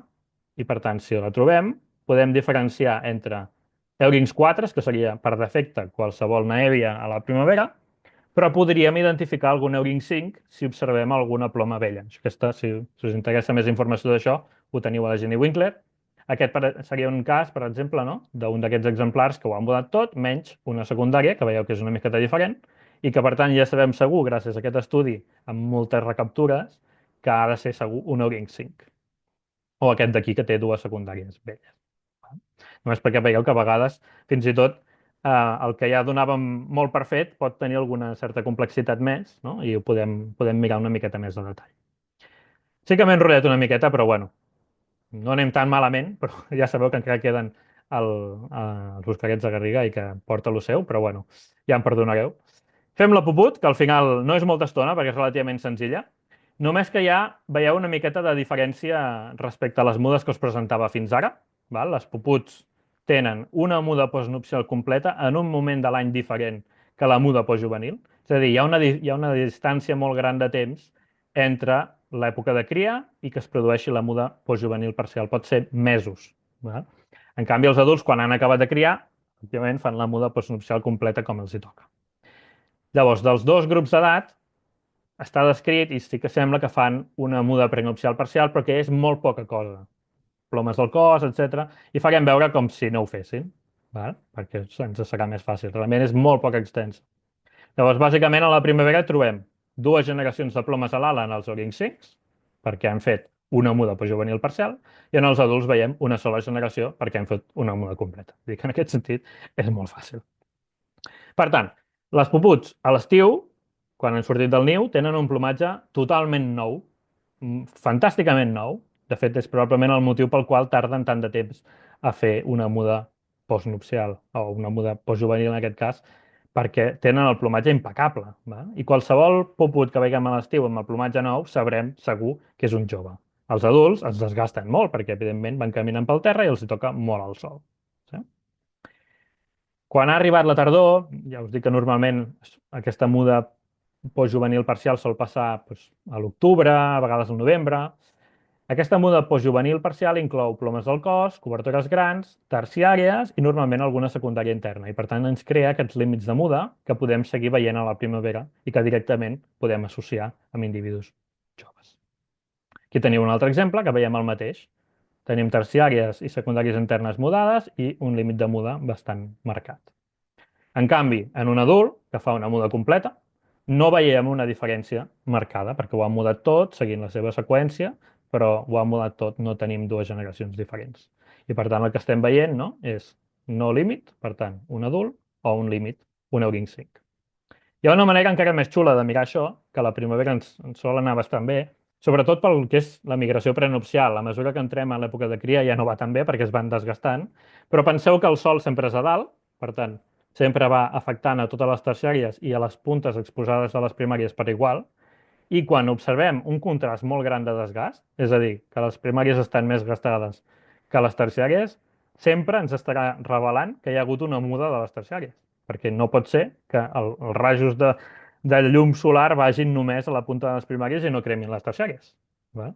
Llavors, quan veiem amb l'ala tancada aquesta diferència, ja ens està indicant que hi ha un límit de muda, que per tant és un ring 5, i en els adults no ho observem perquè, evidentment, el desgast és molt més homogeni. Fins i tot és una miqueta més elevat en les terciàries que no pas en les puntes de les primàries.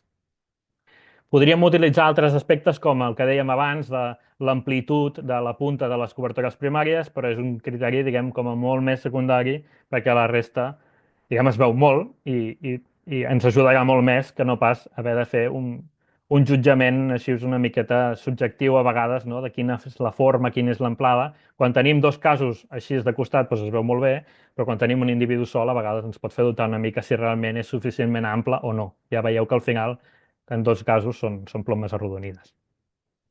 Bé, us poso aquesta foto també perquè de la mateixa manera que en aquest cas, aquesta poput de la primavera, veiem que ha mudat les terciàries i no les primàries i que per tant segur que és un Euring 5, fixeu-vos que la cua també està nova, perquè també es veu que és molt més nova que no pas les primàries.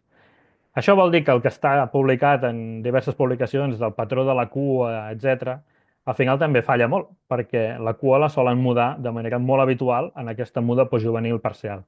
I al final aquestes diferències entre el patró i tal responen més a variació individual que no pas a variació per edats concretes i us recomano amb molta energia de que no feu servir de cap manera el tema dels patrons de la cua perquè veiem això, que si el blanc va per aquí, per allà, que si no sé què, simplement variabilitat al llarg del temps. Va? Tant no ho feu servir.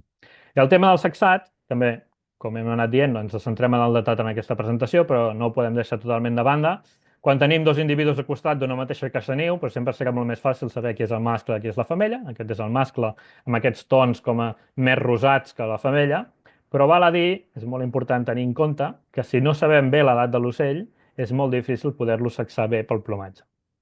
Si els posem tots una mica en context, tindríem una femella jove, que sol ser com a molt ataronjada i amb poca coloració rosada, les femelles adultes amb una certa coloració rosada, els mascles joves també amb una certa coloració rosada, val? I que ni en la femella adulta ni en el mascle jove se li extén cap a la cara, que es segueix mantenint com d'un color ataronjat.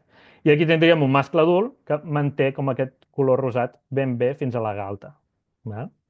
Però clar, ja veieu que és prou clar quan és un mascle adult o una femella jove, però tenim un solapament total entre mascle jove i femella adulta. Si sabem l'edat segura de l'ocell, el podrem sexar també amb molta certesa. Si agafeu puputs, us recomano també que li mesureu la longitud del bec, el que seria el culmen, fins ben bé l'inici de les narius, que sembla que és una mesura que dona força indicació del sexe també. No us puc presentar uns rangs o això està en procés, però bueno, agafeu aquesta mesura i us ajudarà també a sexar-les. En els mascles el bec és més llarg i una miqueta menys corbat pel fet de ser més llarg. Molt bé, entrem ara sí a l'apartat final, que és d'identificació del complex aquest del que abans eren tot les Sylvia scantilans i que bé, això ja va canviar fa uns anys, ara ja no és una sílvia, és una curruca i a més ha anat canviant les diferents espècies. En aquella primera publicació que us ensenyava la diapositiva anterior teníem una subespècie al nord d'Àfrica que se li deia inornata i que pertanyia en el tàxon occidental, val? I amb l'última revisió que es va fer l'any 2020 es va concloure que la subespècie inornata no era vàlida i en aquell moment, doncs, tota la població de la península Ibèrica, sud de França i nord d'Àfrica passava a ser de la mateixa subespècie, bueno, en aquest cas de la mateixa espècie monotípica, no? I per tant passava a anomenar-se la curruca iberiae. Tenim, per altra banda, la curruca subalpina, aquesta població que viu a les illes tant Balears com a Còrsega, Sardenya i al nord d'Itàlia, que abans es coneixia com la subespècie Moltoni de la Sylvia cantillans, però que també per diverses històries de la taxonomia doncs, va haver de canviar el nom de l'espècie i per tant va canviar totalment actualment curruca subalpina. I l'espècie oriental, que seria la Sylvia cantillans, amb dues subespècies diferents, la subespècie nominal que viuria a la península itàlica i a Sicília i la subespècie més oriental, que és l'albistriata en la zona dels Balcans, fins a Turquia, etc. Doncs aquest és una mica el panorama actual, no? Com hem anat d'una espècie a tres i han anat canviant els noms. Per tant, ens situarem amb aquestes tres espècies i tenint en compte que la més oriental té dues subespècies. Llavors, clar, i com ja sabeu, segurament, i molts us heu apuntat en aquest curs en part per aquest apartat, no? Um, és difícil diferenciar aquestes tres espècies i no us penseu que us donaria la fórmula màgica per fer-ho. Però que hem de tenir en compte diversos aspectes, com una gran variabilitat, que alguns caràcters a vegades ens enganya la pròpia llum quan estem avaluant l'ocell i que per tant no hem de tenir en compte que cal fer, ja anirà sortint, però cal fer bones fotografies i documentar bé els individus més conflictius si volem acabar sabent realment què és, perquè és probable que no ho puguem resoldre en el camp directament. Anem a veure les diferències generals entre els tres tàxons, aquí sense tenir en compte les subespècies. La curruca iberiae, la que tenim criant a la península ibèrica i la més habitual en migració a la nostra zona del món, té el pit de color ataronjat, val? D'un color sempre tirant més a taronja, la bigotera blanca marcada però normalment no és molt extensa, val? I la zona de davant de l'ull normalment té fins i tot com una ratlla pàl·lida o és totalment grisa, però no és molt fosca. L'espècie oriental, els Curruca scantilans, tenen la zona de davant del bec i de davant de l'ull, vaja, entremig, la brida molt fosca, la bigotera molt llarga i molt patent, la zona del pit destacadament de color com vermellós, bastant intens, i normalment amb aquestes puntetes blanques, que anem veient, que serien la senyal, el que els ve donar el nom a la subespècie més oriental d'albistriata. I la resta del plomatge és molt més blanc. No té tant de taronja que li baixa pels flancs. Això ja ho anirem veient. I llavors tenim la subalpina, que té molt de negre també entre el bec i l'ull, i el color de les parts inferiors és com rosat, molt rosat. De fet, quan la veiem, crida molt l'atenció. I la bigotera, fins i tot, com que agafa un aspecte més subtil, com que desapareix una miqueta. No crida tant l'atenció. Aquí tenim un altre exemple d'una curruca iberiae. Veieu que és molt taronja i el taronja també baixa pels flancs, poc fosca entre l'ull i el bec. Aquí tenim una cantillans, capturada a l'illa Alegre en aquest cas, que es veu molt bé la bigotera molt ampla, molt de fosc entre l'ull i el bec, i ben bé aquest color com a més vermellós, amb puntetes blanques que no s'extén cap a les parts inferiors. Una subalpina, que és un exemplar molt similar al que us ensenyava abans. Veieu la màscara negra molt marcada, molt poca bigotera i molt rosat. Perfecte. Els mascles, de moment, mascles típics, ens ho posen més o menys fàcil. Si entrem al detall de les cues, quan es va separar una espècie en tres, de fet, l'únic criteri que es va dir que funcionava bé era el patró de les cues i el patró de la R5, és a dir, la penúltima rectriu. Ja hem dit abans que la penúltima rectriu en un jove no té blanc, és a dir, que el que ens estarem fixant ara és sempre el patró de la R5 d'una ploma que ja ha estat mudada. És la cua típica d'una curruca iberiae seria aquesta, amb una quantitat de blanc a la R5 poc extensa, o sigui, fa com una taca rodona. A vegades pot entrar una miqueta, i fixeu-vos com aquest mateix individu té patrons una mica diferents a les dues bandes de la cua. No he fet Photoshop ni res raro, era així, però en qualsevol cas és poc blanc que entra i normalment és només una taca a la punta. Les cantillans tenen molt de blanc, que entra d'una manera molt evident a la R5, a vegades fins i tot a la R4 també entra una miqueta ja, però veieu que l'entrada de blanc és molt evident. Una cua així ens està fent pensar ja que estem davant del tàxon oriental. I les subalpines tenen una cua igual que les iberiaes. O sigui, a nivell de cua no les podríem diferenciar. Fixeu-vos que és ben bé el mateix, el blanc a la punta, a vegades entrant una miqueta, però de manera poc significativa. Per tant, ja ens quedem amb aquesta idea de fixar-nos en la R5. Si té molt de blanc, ens n'anem cap a l'oriental. I entre subalpina i iberiae no ens serveix. El gran misteri està en què passa amb la subespècie italiana, la subespècie nominal, perquè de tots els individus, de totes les espècies, és el tàxon que coneixem pitjor la seva variació. És a dir, no tenim molt clar com de variables poden ser els mascles, i el que us presento ara són com els casos, diguem, que creiem per on poden anar els trets, però falta fer la feina d'anar a Itàlia a estudiar ben bé la variabilitat que poden presentar. Si realment és sempre així com us diré ara o no. Però bàsicament el que sembla és que les albistriates, el tàxon més oriental, té el pit sempre d'una coloració molt pujada i normalment és molt poc acolorida de la resta de parts inferiors, a vegades poden tenir una mica de taronja, però molt poquet, mentre que les italianes, sembla que per definició, tenen el pit com si fos una albistriata, però en els flancs, i ja veieu que ben bé fins a les infracobertores caudals, hi ha força taronja. És a dir, que seria mig-mig, quasi s'assembla una barreja entre les iberiaes i les albistriates. Val? Per tant, les italianes ens donen aquesta complexitat una mica a l'hora d'identificar-les perquè no són tan evidents com aquest individu d'aquí que el veus i de seguida dius, ui, això no hi ha cap bitxo a la península ibèrica que criï i que pugui ser com aquest. Vale? És com a molt l'extrem. Per tant, seran els italians que sempre ens posaran una mica més de complexitat en el tema. Fixeu-vos, no? Com aquí veient diverses albistriates, veiem diverses coloracions de les parts inferiors que expliquen aquesta variabilitat i també si ens fixeu en aquestes cues, no? En alguns casos la R5 és encara juvenil i per tant no ens serveix, no la podem utilitzar. Va? Aquesta, per exemple, no tenia cap R5 mudada i per tant encara no. Sabem que és un ocell de segon any, però ens ajuda poc a la identificació. Per sort, el seu aspecte era bastant evident. I només perquè ho hem d'esmentar, hem pogut provar algun cas d'algun individu amb cues que tenien aspecte del tàxon oriental, és a dir, de cantillans, i que en realitat han resultat ser iberiaes per l'ADN.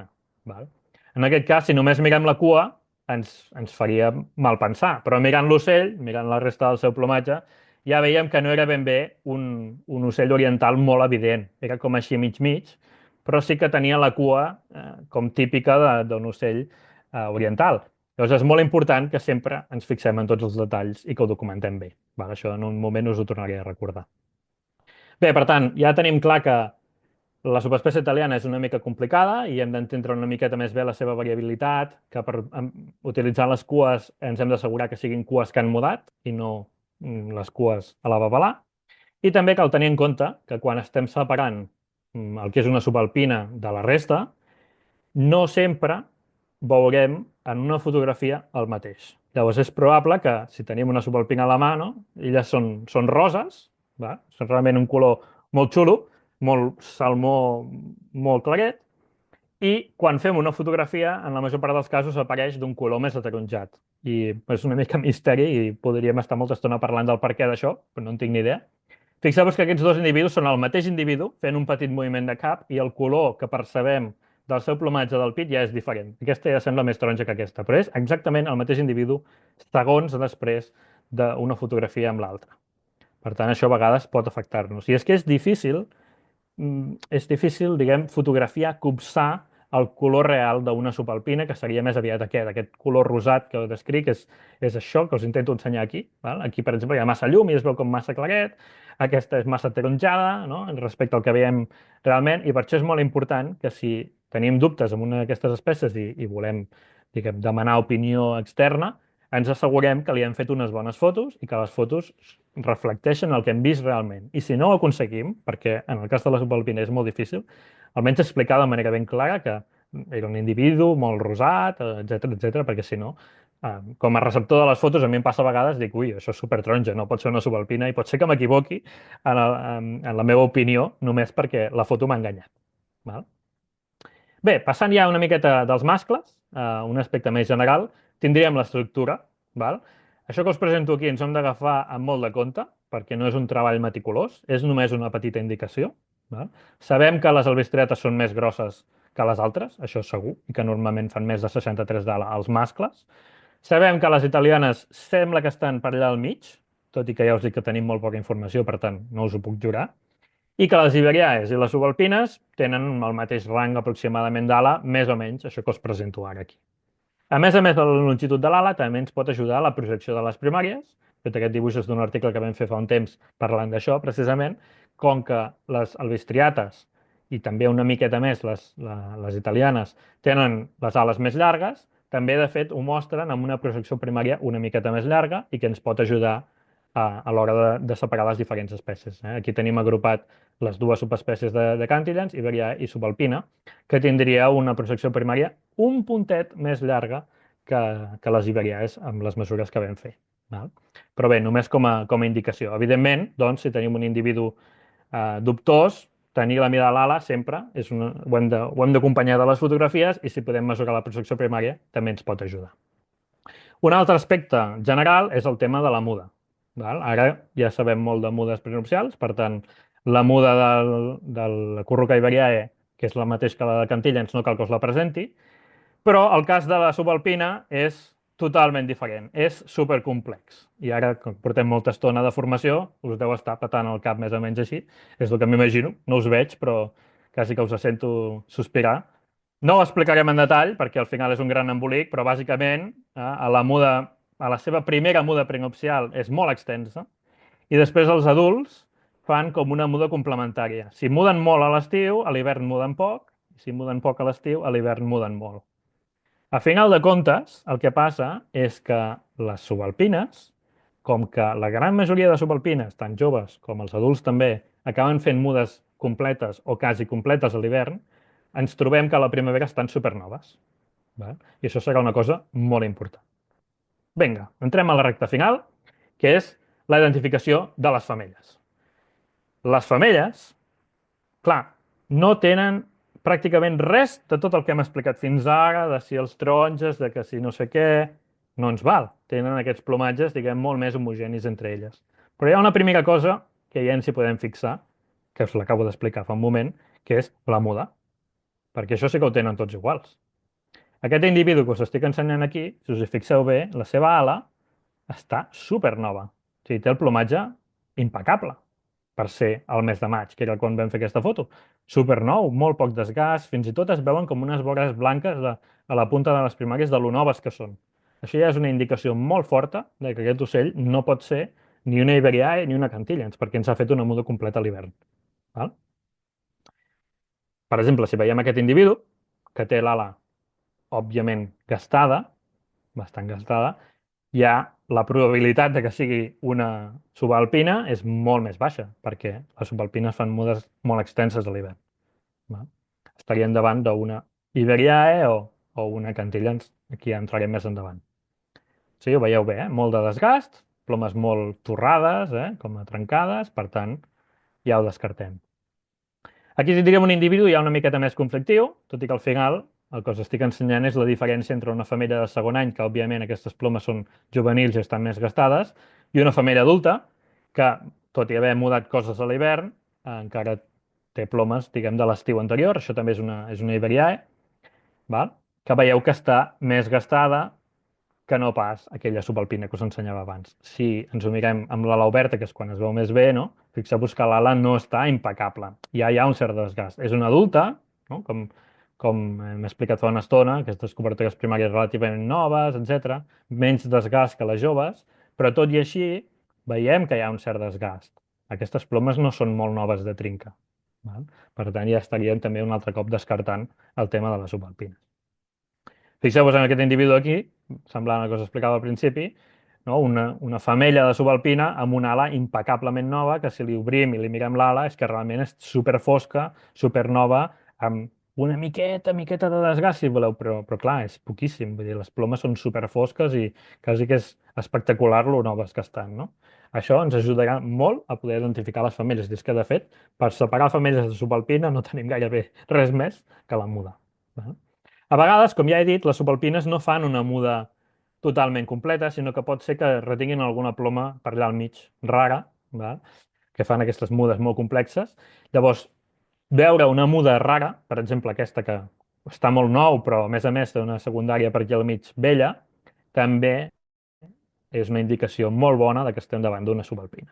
A vegades són, que sé, alguna cobertora per allà al mig retinguda i la resta tot mudat, o coses així, és molt típic d'aquestes, de les subalpines. Per tant, femelles de subalpines les trobem per muda. Quan entrem a la resta, Iberiae versus Cantillans, un complicat. Primera cosa, plomatge general i cua. Si trobem una femella que té una cua, evidentment mudada, amb una R5 de tipus oriental, alerta, perquè gairebé segur que serà un oriental. Val? De fet, normalment aquestes femelles solen tenir com una coloració molt pàl·lida. És com que són un gris molt apagat, són grosses, ara en parlarem també, i realment es veuen com crida l'atenció que són una miqueta diferents, però sobretot si veiem aquesta cua. L'important aquí està en que no totes les femelles de Curruca Cantillans tenen aquesta cua, és a dir, no totes tenen la cua típica, n'hi ha moltes que tenen la cua igual que les iberià, igual que les subalpines, però si té la cua típica de les orientals, ja ens estan carrilant molt cap a una oriental. Aquí tenim un exemple i aquí en tenim un altre, que seria bastant el mateix. Veieu aquesta cua amb una R5 super marcada, amb molt de blanc entrant cap a dintre, un plomatge com a molt pàl·lid, com això, com si l'haguessin destenyida, val? Un aspecte característic. Si algú es va fixant ja en els detalls, la projecció primària és llarga, era un ocell de mida gran, per tant, en aquests altres aspectes ens anirien ajudant. De fet, com comentava abans amb la biometria, no? En les femelles ens haurem de prestar molta atenció a les femelles que siguin grosses, val? Per anar veient una miqueta cap on poden anar els trets. Llavors, una mica per posar-ho en un esquema, val? La idea seria aquesta, no? Capturem una femella del complex de les Cantilles i el primer que ens fixarem és, almenys això és la meva proposta a partir del que he anat mirant, Ja us dic que no és un treball definitiu de res, però bueno, fa un temps que hi estem treballant. La primera cosa que ens fixarem és en el plomatge. Si té el plomatge totalment nou perquè ha fet una muda completa a l'hivern o ha fet una muda quasi completa a l'hivern i té plomes molt noves, subalpina. Ja estem aquí. Si el plomatge presenta un desgast evident i hi ha evidència de que mudes parcials a l'hivern i tal, ja ens n'anem cap a una altra branca. Ens mirem la cua. Si hi ha molt de blanca a la R5, patró típic oriental, mm, gairebé segur que serà una Cantillens. Però ja us dic que no totes les famílies són així. Si el blanc de la cua és normal, encara no podem concloure res. Ens n'hem d'anar una miqueta més enllà. És quan ens fixarem en la biometria. Si això està posat així, a mesura del que anem fent. Ja us dic que no és res definitiu, però bueno, la idea és això també que anem estudiant a partir d'ara, no? Més o menys, 62 d'ala, pel que anem veient, ens pot ajudar bastant. Les femelles solen ser una miqueta més petites que els mascles. Llavors, menys de 62 d'ala ja té molts números a que serà una iberià i que al final, ja us dic que de pallissa és la més habitual, almenys a la península ibèrica. A Balears sí que ho podem tenir una miqueta més anivellada amb les subalpines.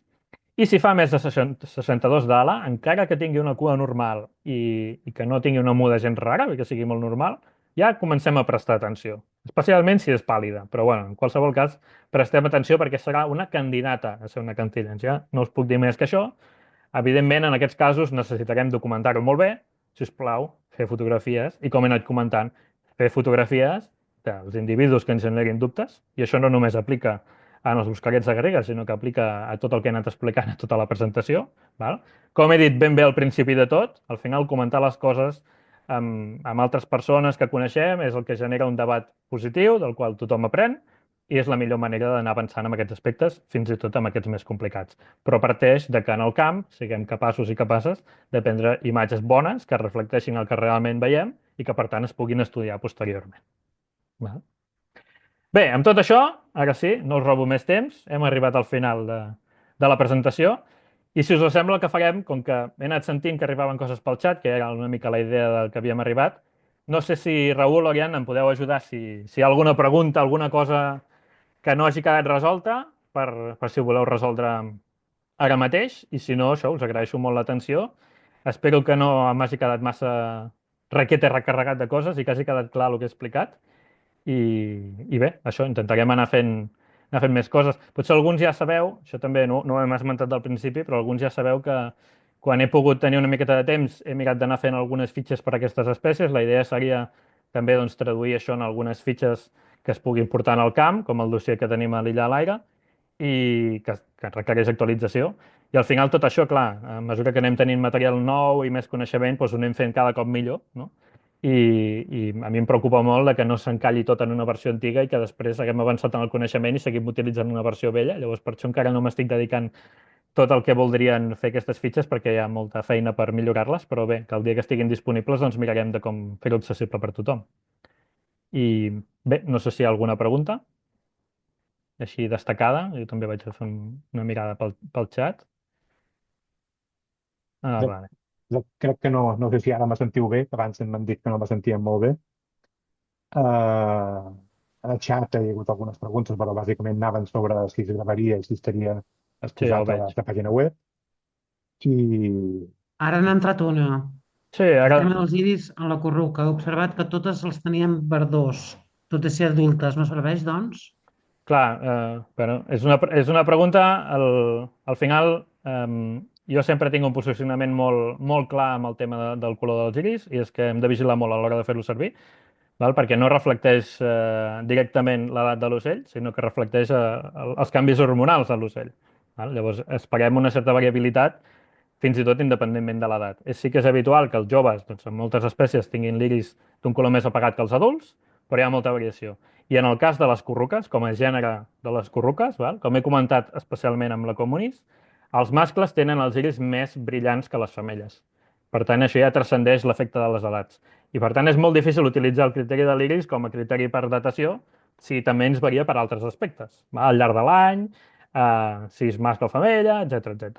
Llavors, en general, jo no ho recomano per datar. Em baso directament en la muda, que és el que he explicat, i l'iris, diguem, ho deixaríem una miqueta apartat. No sé si ha respost a la pregunta, però... Bé, la Bet aquí fent preguntes de les que m'agraden perquè costen de respondre. Clar, no, o sigui, és una cosa que vull dir, és una molt bona pregunta, perquè no podem separar amb el coneixement que tenim avui en dia, no?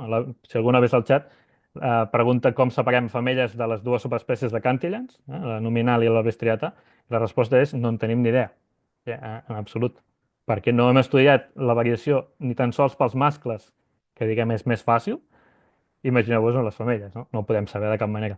Actualment, almenys jo no ho sé i crec que no ho sap ningú. Els italians no han fet gaire feina en aquest aspecte i no ho hem acabat de mirar. No he comentat, perquè clar, això ja se'n va més enllà de l'anellament, però que els diferents tàxons també tenen reclams diferents. La subalpina té un reclam molt diferent que tota la resta perquè reclama com un cargolet i per tant fins i tot una subalpina, si un cop l'hem anellat i l'alliberem, si fa el reclam de seguida també sabrem el que és. És ben bé com un cargolet. I entre les cantillans i les albistriates hi ha una petita diferència de reclam també.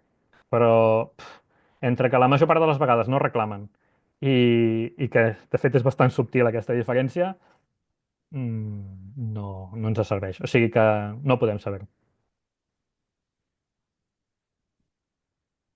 Algun dia potser sí, eh? Hem d'estudiar la variabilitat, diguem, una miqueta més bé, perquè clar, si no s'ha mirat no podem saber tots els detalls. Potser aquestes femelles tan pàl·lides que us comentava és més habitual que passin les albistriates, per exemple, mm, que amb les cantillens, no? Podria ser. Jo sospito, de fet, que això podria passar, però no tenim arguments per dir-ho d'una manera totalment segura.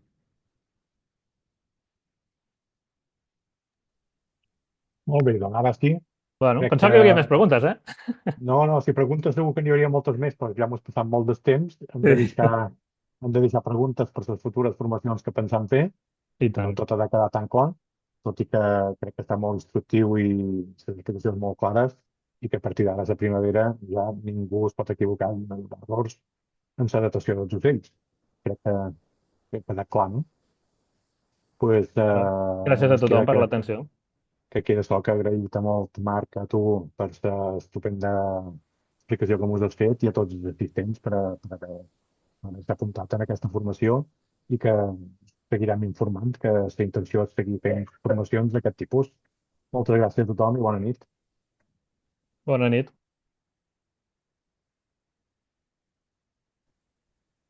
Bona nit, idò, bona nit. Bona nit. No faig fora ningú encara perquè, Marc, t'estan felicitant tothom. Moltes gràcies, molt bé, espectacular, molt interessant, molt ben explicat. Bueno, Gràcies vull a dir, si tothom. vols donar-te el gust, carricasco, vull dir, de totes les llengües presents aquí, vull dir que molt bé, tothom està molt content. Que ho Gràcies. sàpigues. Ja ho he dit al principi, però gràcies també a vosaltres per l'organització.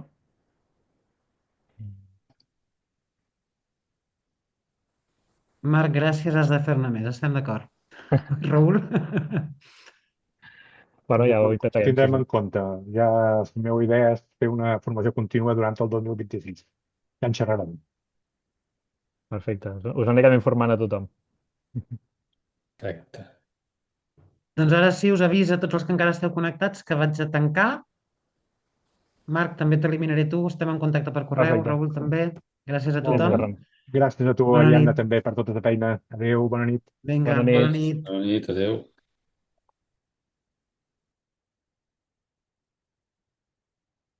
Va, espera.